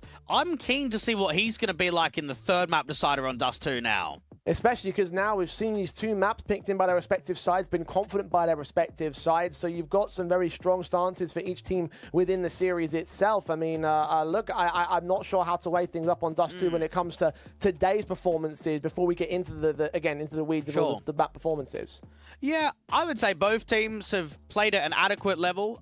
Definitely AMKAL would have liked to have closed earlier. They were extremely dominant. They had a 9-3 half. They won pistol. You should really be winning that 13-3. But hey, you gave ITB a couple of chances, but you closed without offering double digits. So both teams will be satisfied with the performances at the tail end of both Map 1 and Map 2. A lot of confidence for their own respective sides, and that means Map 3 may well indeed be interesting. Before we head there, though, I want to remind you of our giveaway, of course, from bitskins.com. You've got another 8 days to enter to get an AK fuel injector, pointless array, or Vulcan. Winners will be drawn on X, of course, on the grand final day next Thursday. So still some time to get entries in, still some time for either of these 2 teams to try and pull ahead. The most even of even territory. Dust 2, an old classic of Counter-Strike after this short break to see who is moving forward to the playoffs and who will stick around for round number 5 between ITB and AMKAL. Hey YaLLa fans, if you wanna win YaLLa jersey, just follow the instructions.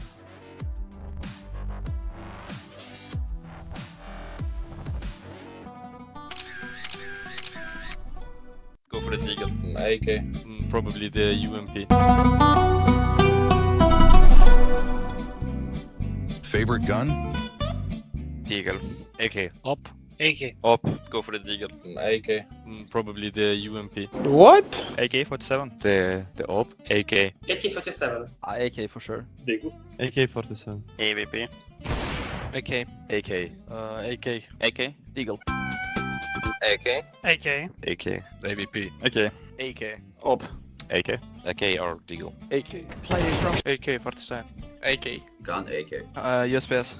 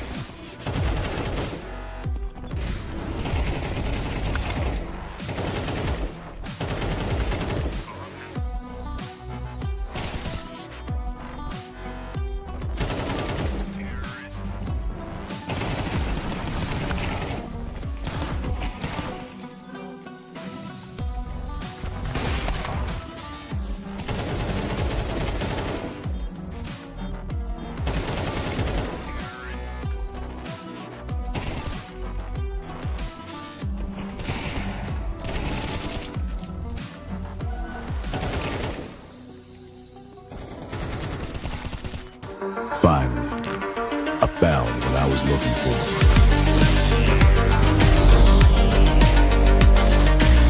Now that my search is over, it's gonna be a tough choice. But fortunately, no need to choose. When you can just have them all. Buy and sell skins on bitskins.com.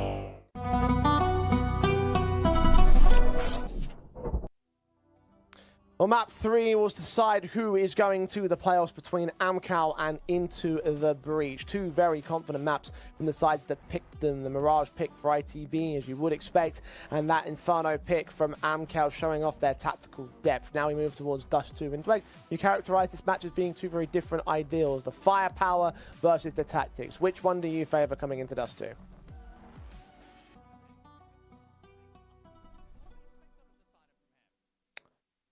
I believe that Dweg, unfortunately, is facing some technical issues, so he's going to have to fix his microphone, unfortunately. So we'll get into that in a moment of time. But look, at the end of the day, it was a case that the tactics worked out better for that Inferno, certainly in the case of the AMKAL side. So it's a case of improving upon that, going further forward onto the, onto the likes of Dust 2 now. And that really is the case, again, just comparing the two different sides. For Into the Breach, though, I can't help but feel like that map could have felt like a little bit more of a closer affair had the individual showed up that they did over on Dust 2. Smooth obviously took a while to get going, didn't quite have the level of AWP impact as we would have hoped to. Red Star obviously topped out the board over on his part of things, and maybe if those two guys were able to top the board, then ITB could have made things look a little bit more competitive in my eyes. Nah, I disagree with that completely. I think when you watch Inferno, it's got nothing to do with the individuals there at all. It comes down to game plan and just how they maneuver across the map. Now, what I wanted to get to about Dust 2, Jay, is that Red Star's played, what, 10 best of threes since joining up with the team. He actually played Dust 2 for the first time ever yesterday, and he went 27-10 versus Gun 5. Now, I think Dust 2 is a map that we can see a lot more individual abilities. Not so much on a map like Inferno, but I am convinced that on Dust 2, if you get more harder hitters, then we're going to see a little bit more performance from ITB. I mean, I will admit that certainly the outlook does look good from the fundamental perspective, although Gun 5 certainly isn't the kind of level that AMKAL are at, and AMKAL as well have a lot of... I would debate you on that one, Brev. Like, look, Gun 5 have a higher HLTV ranking. They've been in a grand final as of late. I would say they overtake AMKAL right now. Well, certainly AMKAL have got a lot more maps on record than where ITB have had in the last few months. 10 maps overall. However, the one concern, of course, is the fact that the win rate certainly isn't there for them. Overtimes against teams like OG and Bait, certainly encouraging for them, but that's 2 out of the 3 wins that they've had of the 10 that they've played. I know. Dust 2's a weird one with AMKAL, because we casted their opening game against Paravision, didn't we? And it was sort of like the 9-3, really good first half. Then they just struggled to close. And then against Young Ninjas, they got another loss. But then against Bait, they got a win. I actually think they're a very inconsistent team result-wise on Dust 2. I think their T side is very good. Like, tactically, they trade off each other really well. They slow down rounds to a degree where they punish over-aggression.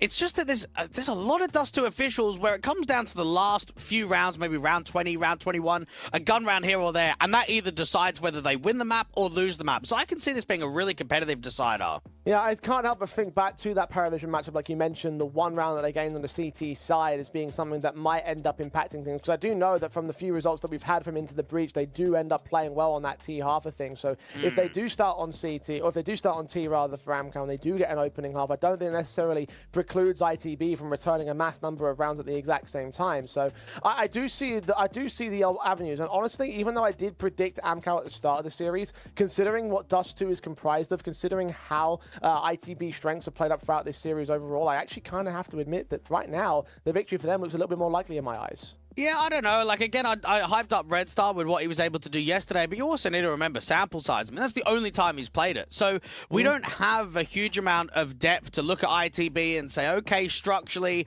they like to play like this. They maybe find pressure points here. You don't have the results to pull from. And for AMKAL, they'll look at the series and say, mate, it's been really one-sided from both teams in Map 1 and in Map 2. For me, personally, I don't think CT, T-bases, it's going to mean a matter of difference. What what is going to make a difference is who gets off to a good start, who maybe gets up to that sort of 6-3, 7-3, because we've constantly seen not only one-sided halves be replicated, but just one-sided halves then close down the maps pretty easily. And it's even to consider a fact as well of what we saw in that last map up. I said during the pre-match before we got into Inferno that I wanted to see a confident start from AMKAL, and we saw that. We saw what they were able to do with it, the 9-3 advantage eventually leaning over towards the map victory for them on their pick. And I feel like, yeah, you are right that there is something in terms of getting those opening starts here. I don't necessarily 100% agree with the fact that half advantages might make a difference, because again, we just see on the statistics how different they can be sometimes, and especially for teams like ITB who have, of course, dominated on T-half whenever they get onto this map up. I feel like actually it might end up being a case where that actually might make a bit of a difference personally. Again, heavy hitting nature. I want to see those guys just fire on all cylinders, and that would certainly provide more of a buffer room. And look, they have the talent to do it. So I'm again expecting a good show of I'm expecting a good show out of ITB here. Yeah, again, I'm going to disagree with you on basically everything you say, Jay. I mean, how can you look at that and say it's massive T-side for ITB when they've played it 4 times in the last 3 months and they've played it once in the last month? Like, you can't look at that sample size and say T-side's everything, right? Well, look at the T-side pitch situation for AMKAL at the same time. Half the map rounds that they win are always on the T-side half, and they've got a much bigger pool of results. I'm thinking back to that Paravision result as well and how T-side based that was. Like, I do see a world in which it's going to matter here. Okay, well, maybe that's what we need to watch out for. The half switch. I would say straight away, I'm looking for the veteran players again for the side of AMKAL. I thought Crad and Forrester gave us a lot more. Travis as well, out on that second map, and didn't see much from them on map number 1. Overall, a final map decider in a game that's going to decide the playoffs. This is going to definitely be the battle where, again, Jay, it maybe gives us a bit more of a sample size. If it's a blowout, let's just say as a prime example, it's a 13-3, 13-4 for one team, then maybe we don't have a lot of faith going into the 5th round for the loser. But if it's a 13-10, if it's an overtime, then maybe we look at the loser today and say, do you know what? Chances look pretty good for tomorrow's round of Swiss. Yeah, like we said, fundamentally from both of these teams coming into this best of 3, that we expect that they have a very good chance of making it in from round 5, even if they don't make it in from this particular perspective. But you are right about how the results might affect things coming into tomorrow, because it's not like they're waiting a week for round 5. It's literally coming up in tomorrow's best of 3s, right? So, and as well as like thinking about the fact that you mentioned blowouts and how those could work out in terms of confident basis, remember that both of the opening halves of the first maps were also 9-3. So there's worlds in which we could have been seeing 13-3s out if things had gone appropriately, if the opening rifles weren't taken by the opposing forces, if there wasn't those little resurgences from individuals or whatever it might end up being. So, like, again, confidence could be something that gets really well applied throughout this final map. And one thing that does help the side of AMKAL, I know you mentioned sort of the lack of results that they've had in terms of win recently. For both Nota and Topo, this is like one of the most played map in the pool for them. They have been grinding Dust 2 officials since they've joined. So for the youngsters, they're going to be even more comfortable on this as a decider. Now it's the case for them to really shine and really burn bright. We've seen them have star performances across this series and across previous ones for AMKAL. Let's see whether this is going to be the decisive factor that puts them in the playoffs over in for the breach. AMKAL are on the CT side to start things off. ITV take the pistol round with Keels leading the charge of the A-bomb site, and Nota and Topo are the 2 youngsters that stand out and stand up in the opening couple of kills. 5-on-3s game. Red Star's trying to get something back at close quarters. Smooth is going to follow up on his casualty as Travis has got with Topo's position. 3 versus 2, making it 1 to Forrester's quick adjustment back on Smooya, and it's all on Synopsy to clutch. Now, he's got 2 options. Get the bomb down to get the money, or fake it out and draw some fights in the open. Unfortunately, Krad's backstab out towards long disallows even the tap or the stick there. So a pretty comfortable pistol round comes through from AMKAL. The Julies were involved. Some good impact from the rotators. Both Nota and Forrester coming up from spawn. ITB, let's see if they force buy here. Only got 2 kills.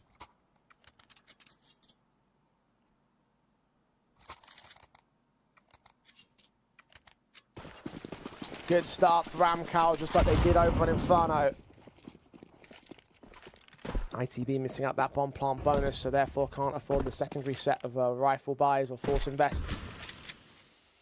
Basics only for the most part. A couple of upgrades here and there, but nothing major for the second round. So AMKAL can start off. Yeah, AMKAL know that even this round, they'll realize pretty quickly once they make a contact that they're not up against a force.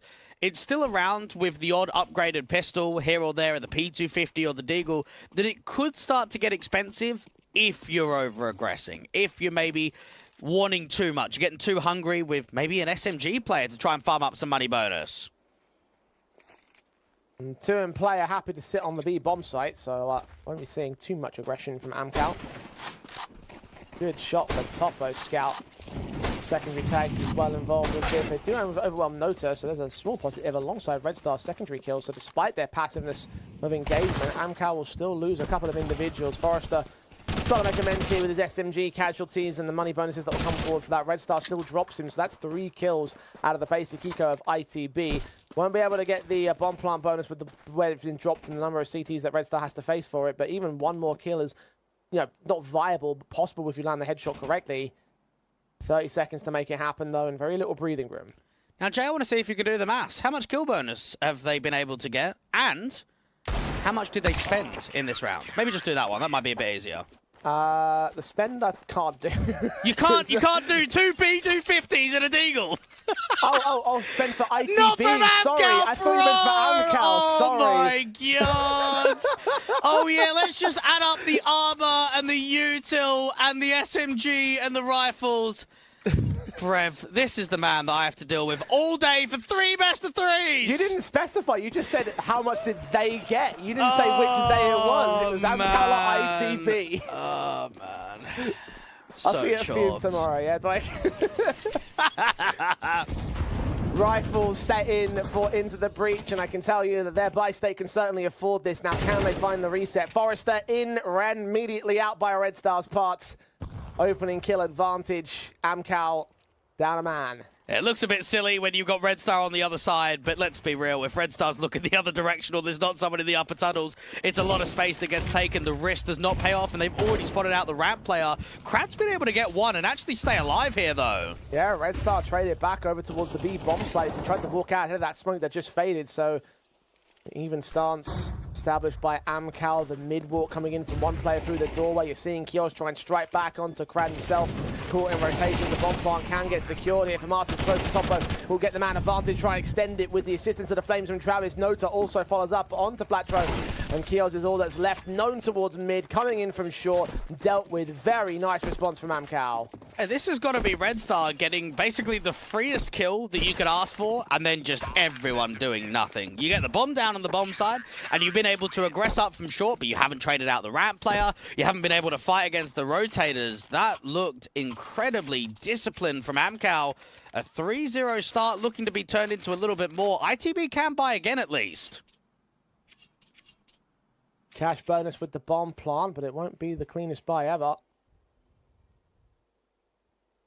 Tacticals taken to make the decision of whether or not they go with the investment or whether they want to try and take a bit more of a passive angle. Decisions. But which one is the better one that will try and bring back the scoreline? They should allow the 4-0 if they go for the lighter basis. AMKAL would have truly established their start on the CT side. Now, good old Juve, younger than every player on the team. You name me another coach that's got that, and I'll give you 50 quid, because, mate, I can't know another one. How old is Juve? Oh 21? My God, he's 21. What?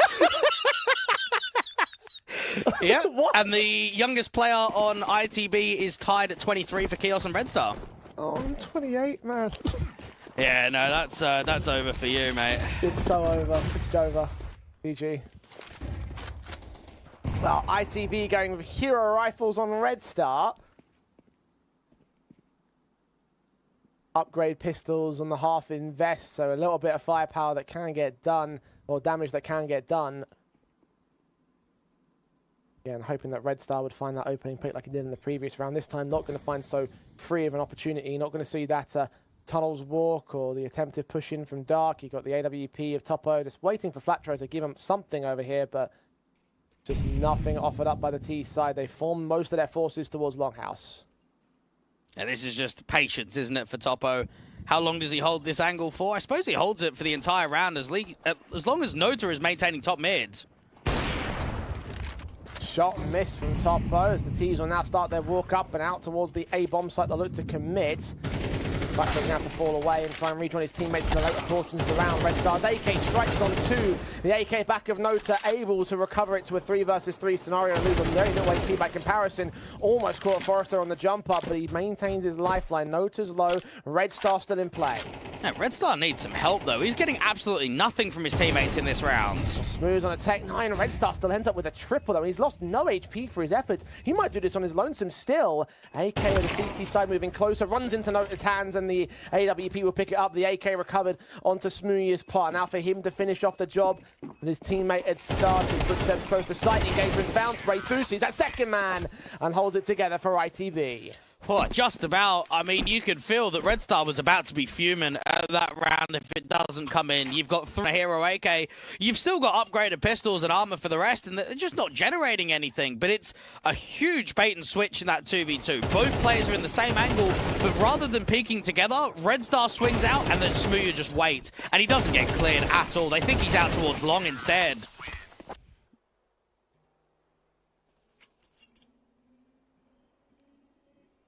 First attack of the map called in by AMKAL.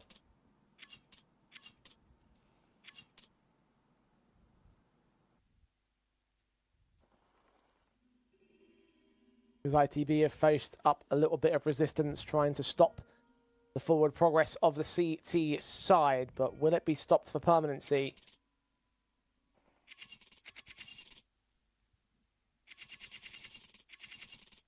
It's only a half buy with the hero rifle. The hero rifle did so much with it. They're going to be able to afford the majority of their weapons on AMKAL, but limited on Forrester and Crad. It's been a busy day here in Compass. You've got 3 best-of-3s being played from ITB yesterday. Same for Bleed and for Sashi. We were talking about Eyeballers yesterday needing to play 3 best-of-3s, Jay. They won a single map all day yesterday. Oh, so dear. That was a rough one. Losing to K27 as well in a close qual was just the cherry on top for how maybe Dex and Delhi are looking since they've joined up on the team. Yeah, not that great and encouraging for them.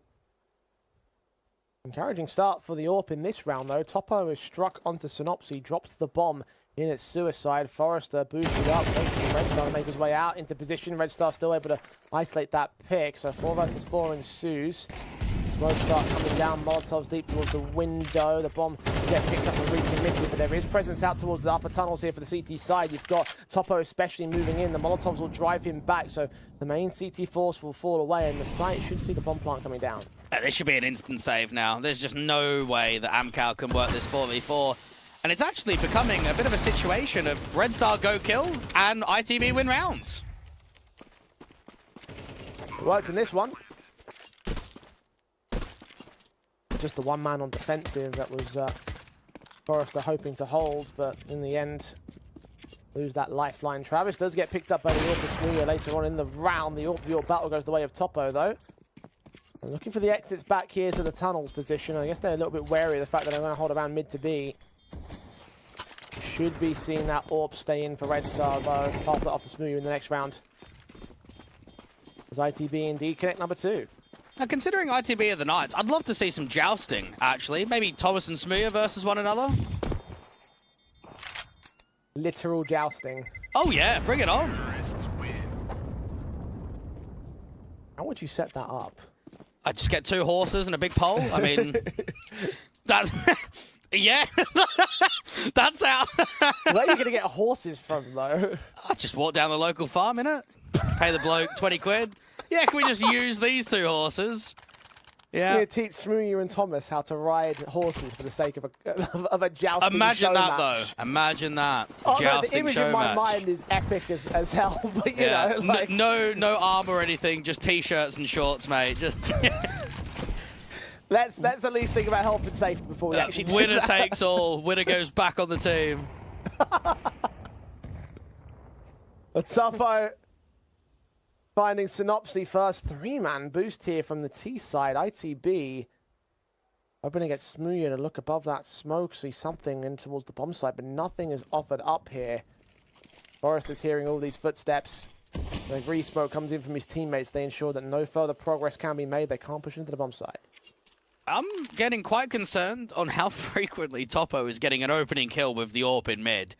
We are seeing it round after round, and ITB are going to have to stop that. I know last round they were able to win it with the entry from Red Star in B, but that's an area of the map right now that they keep getting silenced upon. So they need to find a way to either deal against the AWP, or just don't even give him a contact early on.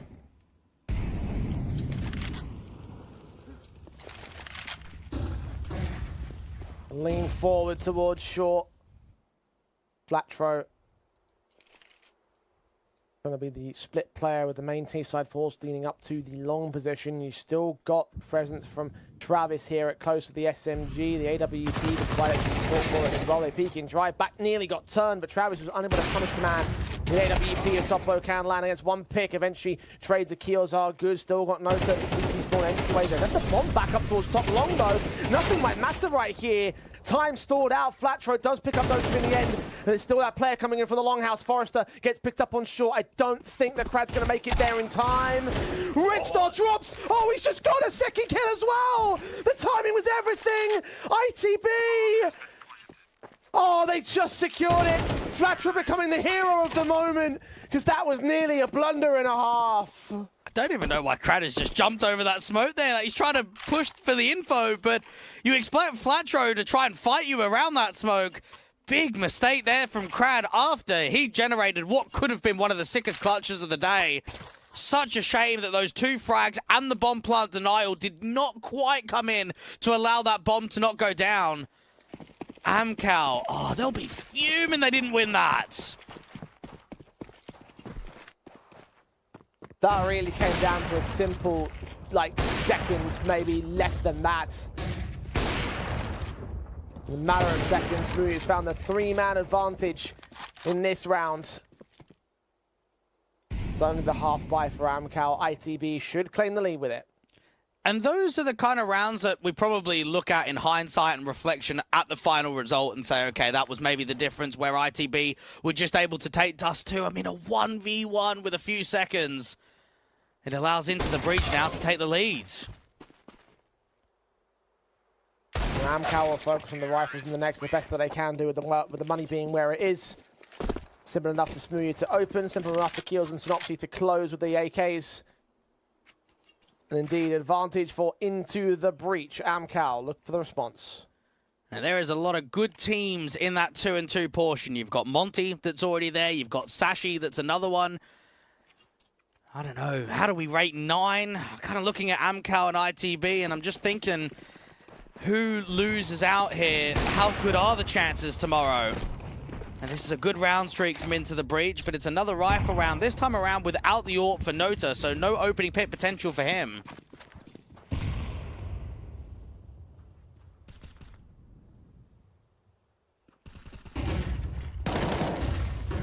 Spray through from Travis, double up as well from his teammate.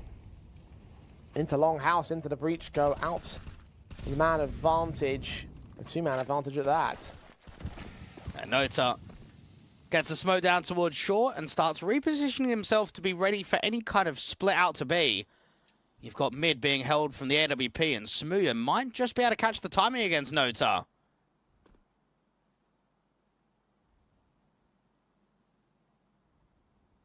Just holding the orb's position. Turn away from the flashbang, but gets that man anyway. So there's your responsive frag. ITB look onto that B bomb site where Forrester's still holding the M4. Just dry faces from these two individuals. Synopsy and Red Star give themselves up. Smoothie getting tagged up as well. Incendiaries, the smokes are to block him. Bomb now about to be gained by the CT side, basically. And there's nothing that ITB can do to stop this equalizing scoreline. AMKAL got 4 apiece. And the problem there with the upper tunnels is it's so difficult to use util, isn't it? Sometimes you might give yourself a lurk smoke and work off of the back of it, or other times you might smoke from the upper tunnels out to the doors, but a lot of it has to be the dry contact from the first exchange, towards that back box, towards that plat area before you can start dropping further util. 4-4, AMKAL. It was a good challenge out from long to start the round, wasn't it? They got a 5v3 on that sort of first, what, 20, 30 seconds? Mows through them instantly. Topo's AWP hoping to challenge the big green of the T side as well. Smoothie knows that he's in that mid position. Incendiary is over suicide. We'll try and force them back. Nota's also pushed up and he's going to engage. Topo does find Smoothie. Fletcher with the trade back. Topo doubles up. Advantage taken back by AMKAL once again. Only a single man advantage, but they're going to continue hunting. Kios may well be up to offer himself up here to Krad. It's all about the timing because Kios is going to get hunted. Pressure is building against him. Red Star is waiting for the smoke to clear. You've got Forrester holding B on the window angle. Sees the gun barrel. Red Star gets ahead of the game. Forrester's engaged. Mid to B players could find the flanks against them or cut those rotations. Grad, Synopsy, Topo continue to go back and forth. Keel's got nothing done there. And Synopsy, 21 points of health. HGs can get sent towards the doorways, do some damage, but ultimately this 1 versus 3 is going to be difficult from the outset, and then does go the way of AMKAL instead. 5-4 on the board. And I remember having an interview in one of the post-game segments, Jay, with Crad, and I was kind of talking about Topo, because there has been a few best of 3s where I've noticed late in the game, maybe sometimes in overtimes, that he just takes over. That one against Bay on Nuke was the one that comes to my mind straight away. We're actually seeing it from him in regulation, and quite early in Dust 2, he's looking really good on this CT AWP. It was the late game takeover that we have to look out for him. I mean, it's encouraging the fact that he's doing so well at this early portion of the matchup by comparison. Second quarter success on the AWP, finding all the frags necessary in mid. Now the T side have reduced the pistols, and they're going to go straight into Forrester's mow down. Blackthrow and Red Star picks up, damage done to Keel, should eventually fall soon enough. We're in the bomb plant, going to get allowed here, even the USP good for the Quadra, and the ace denied, effective and efficient. I missed the molly out towards the back plat, so Forrester wasn't going anywhere. Easy hold of that B bomb site, and AMKAL get themselves up 6-4. This next gun round is going to be pivotal to ITB on whether they can get it up to 6 apiece. Otherwise, probably looking down at the 4-8 deficit at the half. Pistol basics. They look towards the rifles more so for the T side. Still lacking in the AWP department, even lacking in some of the AKs here. A couple of Camille's out for Smoothie and Red Star. Fast in again for Keels, just mowed through by Travis. They're getting a lot of consistent opening picks now, AMKAL. Indeed they are, and ITB are not trading them. The long smoke to get themselves down into pit. Now this is the only area of the map that's been exploited. They're actually going fairly quickly off the back of it. One player trying to fake in. Travis gets another kill on Smooya. Continues his spray back, hides inside the smoke, and then crosses to get flashed in by his teammate. Finds a third, a fourth. Transfer nearly hit the headshot. You'd almost think that's a fantastic ace to follow it up. But Notes is there to close instead. AMKAL making light work of ITB and getting the half in that round. And then I just start thinking back to a few of these rounds that ITB have won. The single entry that Red Star was able to get on B against Forrester, of the 4v4 and an instant save, the 1v3 attempt there from Crad out towards long, in which he doesn't quite get the timing right. If just a few of these rounds go differently, this could have been another 9-3 scoreline like we've seen all series so far.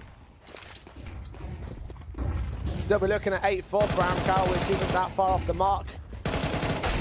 Flatro finally dealing with Topo, but you still got Noted to find, and his trade is good to the 4 versus 4. He's low HP, and now he's dead to Red Star, who's going to continue to charge up with the bomb carrier. 2 players here on the box boosts will be able to engage, do damage. HG's come down, Keel's picked up, Red Star follows him, Synopsy low HP, runs right into Forrester, but Forrester gets caught off guard instead. Bomb can now make his way towards the bomb site. Smooya's got to post up and try and fend off the rotations of Crad. Smoke's involved.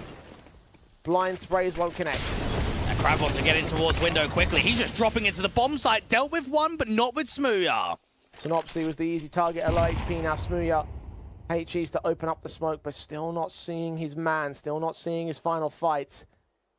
There's time to play with, but he's got to push up to the door to grab the bomb and commit it to the site. He's going to try and look for him up on top of the window. Lean forward ahead of that smoke, which now clears. Travis has made his way through the doorway. Do you think he's rotated back? He knows now that's not the case. Maria missed a shot, and that gives Travis the chance to get the kill and make it 8-4 at the turn for AMKAL. So, Jay, do you remember in the pre-show here to map number 3 when you were telling me about the T-side win percentages of both teams, and we've got an 8-4 CT half? Yeah?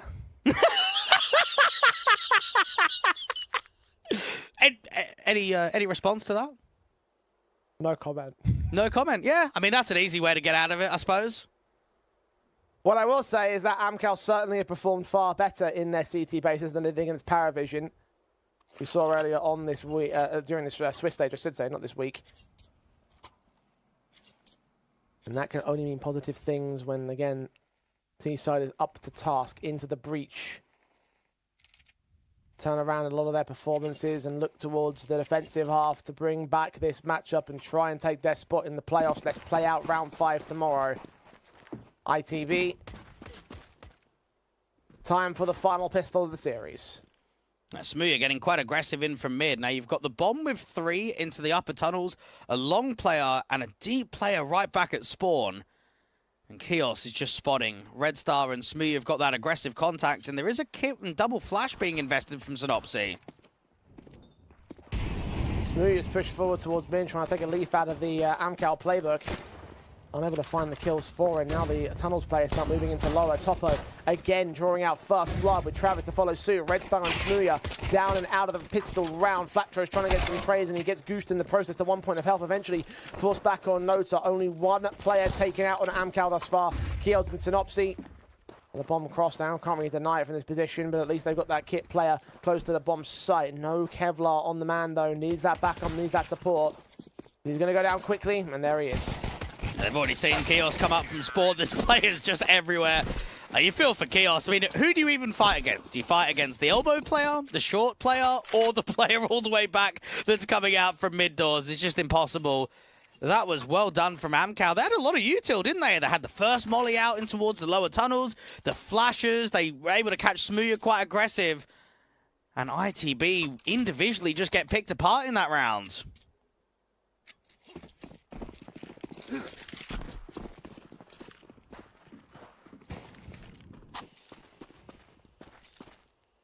Five to the good on AMKAL into the breach. Into the bad position on the CT side.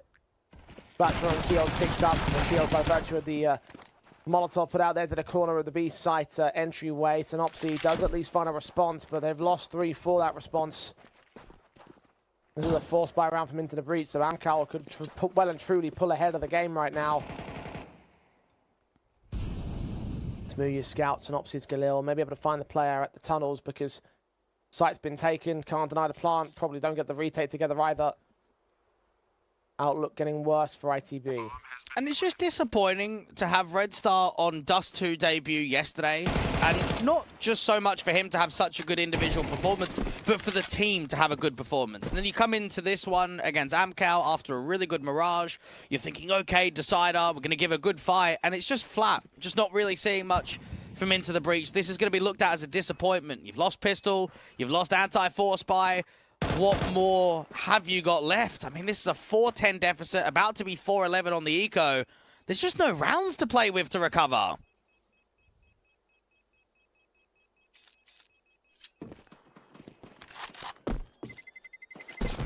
Ten on the board now for AMKAL.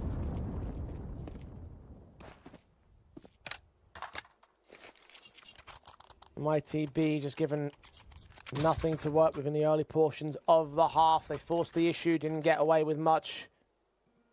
Scout on Smooya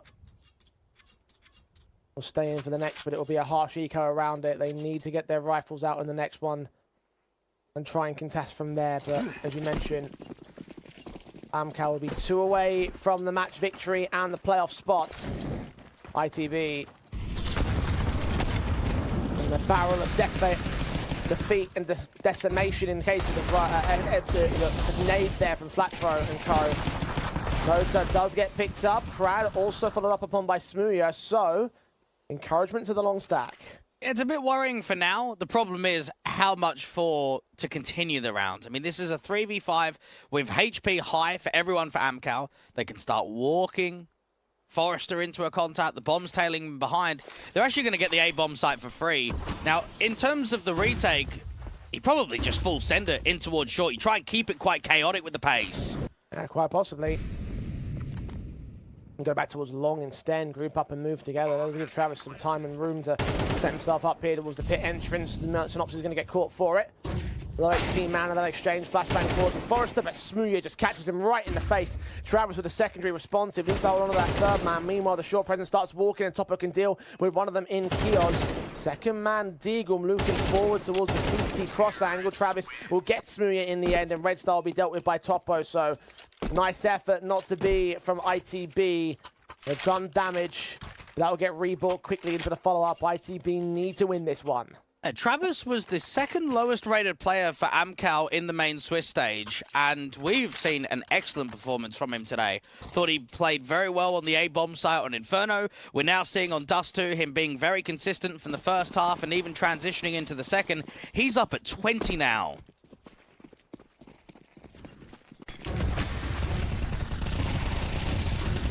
Kill the Flatro Forester picked up. Advantage ITB once again to start off the round. They're not going to stick around here at long though.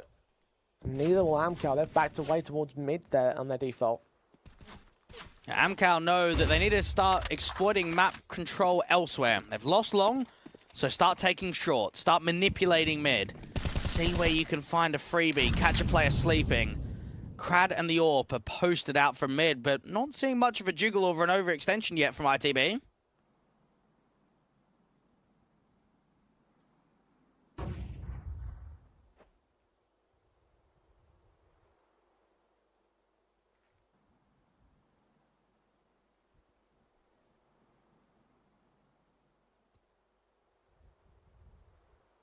A minute to play with. AMKAL slowing this one down. Working on the short execution. The smoke start coming out from the long house. There'll be some indication of Brad's presence, but it's all about this A take via the short presence. Two players on rotate towards the B bomb site. So AMKAL have to act before they can get here. Travis first up the fight. Synopsy takes him. Can't double up because Nota is there to return. Low HP on the man though. Gives Smooya a quick trade. Bomb dropped in the open. Time running shorter on the T side as well. Topo did register. Flatro into the smoke, so he's going to get that kill for it. Smooya looks back towards long, deals with Crad, and now there's very few options left for Topo in this one. Fourth by Red Star. He'll find a round for ITB. Good stuff for ITB. You've got a good contact being made to start off the round towards long. And then just for a moment, when the AWP gets a refrag towards short, you're thinking, okay, maybe there's a chance. No, Smooya from Car has had a strong round where he keeps multi-fragging up. He's not quite being traded. And it's a start to the second half. My concern is how many more rounds can they actually gain? How many individual rounds are going to be found? Where the round streak's coming from? I mean, Nota's going hero AK. This could still be quite threatening.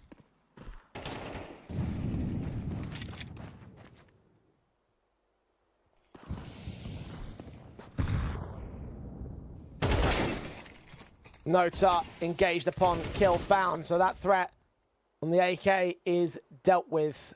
And no one else has armor, so the AK is basically useless now. Pretty much.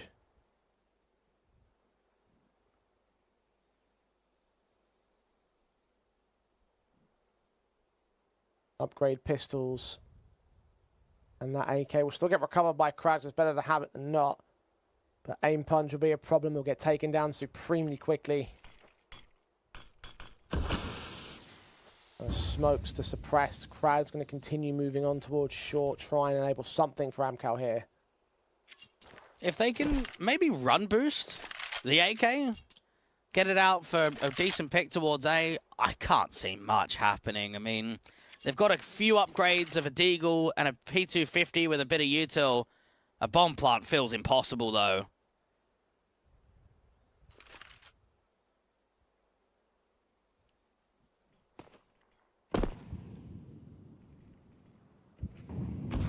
Try the mid to beast play.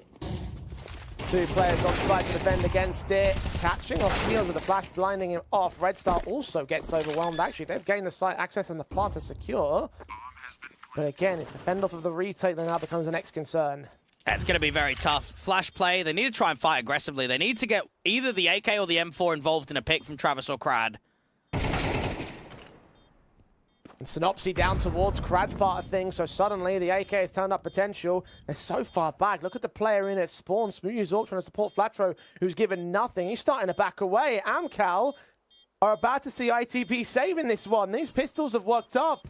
The Eco has stolen the map and match point on Dust 2 into the breach. That may well be one of the worst case scenarios you can think of. That's a hard troll, isn't it? That's a very anticlimactic way for Dust 2 to close down pretty quickly. There is a pistol of a Deagle, a P250, and a hero AK, and that's it. And they've just won a round.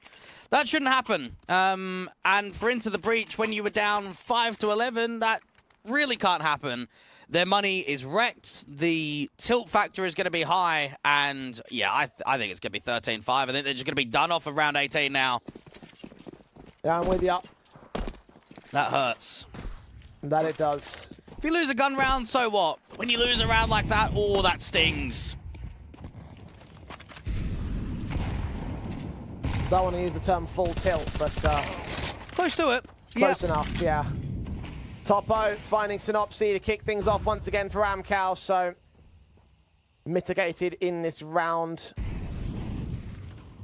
SMG for Red Star being the weakened weapon left in from ITB. Hopefully the AWP and the AK and the M4 can find some sort of response, but with the way that they've been playing right now on the AMKAL side, it doesn't feel all that likely. I'm wondering, do we start considering that AMKAL are back? I mean, bit of a round winning streak here in Compass. We're starting to get a few best of threes, one for them to progress into the playoffs. They have absolutely slapped ITB on both Inferno and Dust 2 back-to-back. I will say that the results are getting more and more encouraging the more and more we see them. It depends, obviously, on the draw in the first round of the playoffs, but I'm kind of looking at AMKAL saying, well, they got top 4 last time, so...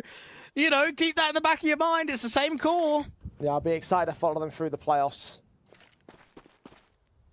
With 7 chances to make it up there, you'd imagine that at least one of them will get gained. It may well be this one again. They still have the man advantage here in round 18. ITB yet to generate a response to the casualty that Synopsy had taken. 2 players per bomb site, 2 directly on B. It's going to be a split play, which Travis will act towards later on. Good incendiary to stall for time. Block and wait for the site. Crad mode down by Red Star. Nota with a couple of kills. Takes his own teammate out of the equation as Kuyos gets that one return. Topo in towards mid now without the bomb control. Does get found by Flatro, so survival holds together for ITB at the moment. I've seen a couple of TKs over this best of 3, one of which aids ITB on the B defense. I'd say both B players did quite well. The rifle to the backside, the MP9 at close range. Just giving themselves a few survival rounds. Now for AMKAL, I think the scary factor in the back of my mind is that at some point, even on a non-gun round, we're going to see a hero AK with a couple of upgraded maybe Deagles and Tech 9s. And that might just be the closer. ITB could get to double digits, but to take it to overtime, I think at the moment that's a stretch too far. And Smooth's already struck onto this round, so at least this one should lock in pretty well.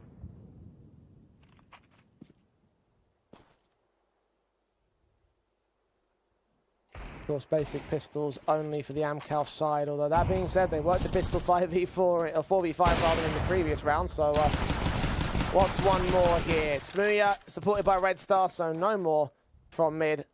No to known. Kios, Crad rather I should say, who had to be discovered. Obviously deals with him. And Flatro should be able to deal with the last player.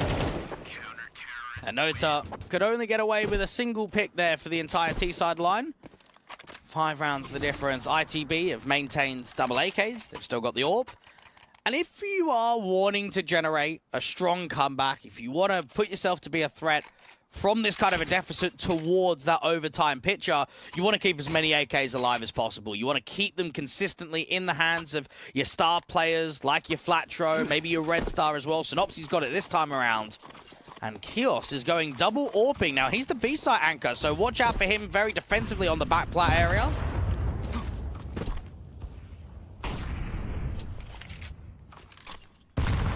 Kios strikes first. Topo down. Advantage on the AWP v AWP battle with the double AWP setup in from ITB, which I believe is the first double AWP we've seen in this series. Maybe possibly even today. I don't think we've seen one. Trying to make all the difference here for ITB to bring back this comeback. Still need 5 in a row, including this one.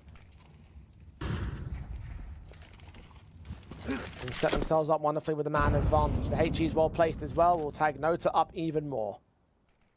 AMKAL have to deal with Smooya out here towards short. That flash takes off the closer angle, but not the deeper one. Eventually the shot is missed out by the man. Crad starting to walk forward here. The scope should get heard by the player on the corner. Red Star. Is he going to expect him to be facing? Is he going to expect an extension? Will he have to do the extending himself? Crad getting ever closer towards the cross, looking towards the long position. But does back away eventually.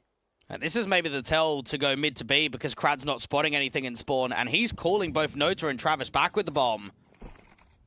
Very low on the timer though. AMKAL hitting the road bumps and some of the things are going to get real awkward. The dive back in from one short player runs right into Red Star. The AWP can strike for crowd. Red Star is going to get picked up, but he finds 2 on the way out of the round with the bomb drop with the man low and alone at the same time versus 3 players. The best he can do is look for another exit frag from Kios, which he'll get, but he will not get the round for AMKAL. That does take one of the AKs out. It does mean, though, that it's another round victory for ITB. And we've definitely seen over even the best of 3s today, closing can be quite difficult. I would say that we haven't seen that many chokes, right, of closing. We see oftentimes like a big scoreline, maybe going down 13-10, 13-11, but not being pushed towards overtime or even being a map loss. I don't think AMKAL will be nervous. It's just that you start getting pressured from this point onwards because you are still playing out when you really shouldn't be.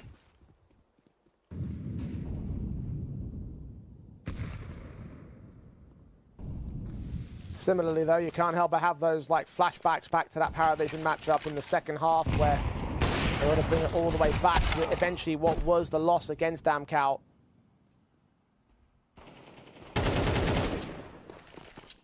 At least overtime is guaranteed. The last map up here on Dust 2 was an overtime victory. The likes of Bates, maybe it have to be a similar case against the likes of ITB. They are dishing out some damage here on the T side. These pistols total of 13 HP between the 2 men alive. Now just 7 on Travis as no to falls. And there should be a formality for ITB's 9th. So we're going to see a gun round in round 22, a half in round 23, and then another gun round in round 24. So AMKAL have got 2 good chances to disallow this from going all the way the distance of OT. ITB are just searching for this last player. Now, the bomb plant bonus doesn't really make a difference to Travis. You just still want to try and keep the economy light.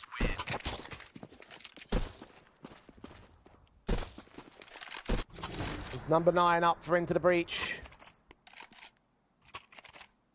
As I said before, only a few more rounds left in it, and 2 of which will be rifle rounds.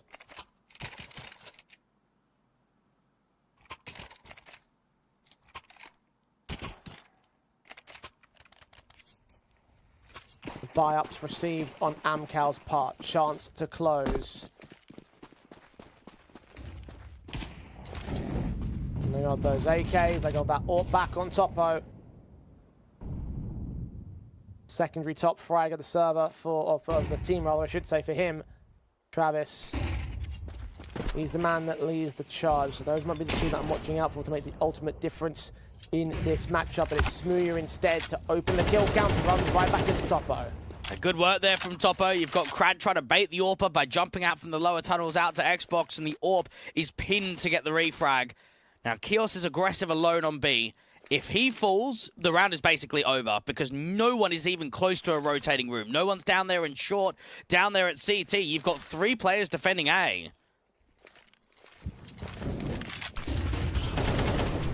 Quick up for Nota, good shot, good kill on Flatro. Down to 3 players is ITB. Synopsy stands to hold his ground for the time being. Back towards Goose. Forrester struggles to get that spray because he's blinded by those flashbangs, but Travis is good to return to the man. Kios and Red Star, the last couple of individuals to try and save their team. Good transfer from Red Star. Can't quite get the triple, but leaves Topo alone. AWP now moving up to the corner of ramp, spotted by a P250, scoped in towards CT spawn, and Red Star's credited with his triple in the end to gain number 10 for Into the Breach. I can't believe that timing. I can't believe Red Star's got 2 there and then made it 3.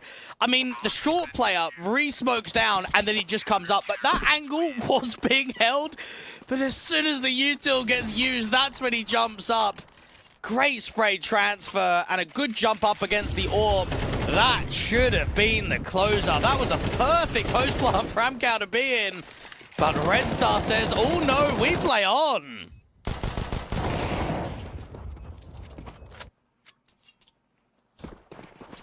And that we do right up until the very end, it seems. AMKAL, the bomb plant bonus will enable the rifles again, so this will not be the half buy that we expected, but it will be an opportunity ITB to cripple them even further for the final round of regulation. If they can deny the bomb plant bonus and they can secure a defensive line. Equally so, AMKAL to take their 13-10 to end this series and move forward to the playoffs. It starts getting quite tense now, doesn't it? Once you've got ITV up to double digits. Smooya is backing off, being very defensive. Got a teammate of Kios out there on the B bomb site. It seems to be the B split with Travis late lurking in the upper tunnels. Damage being done to several T-side members. Note is going to take down Smooya. Travis going to peek forward to the smoke, and Keel's going to get caught next. Down to 3 men is ITB. Bomb plant will look to get secured, and look at how close Forrester is to the rotators. Going to catch up a spray against 1, transfer to 2. It's Top Runner steals those kills away, but they go the way of AMKAL anyway, and they secure the series with it 13-10 and 2-1 in the best of 3.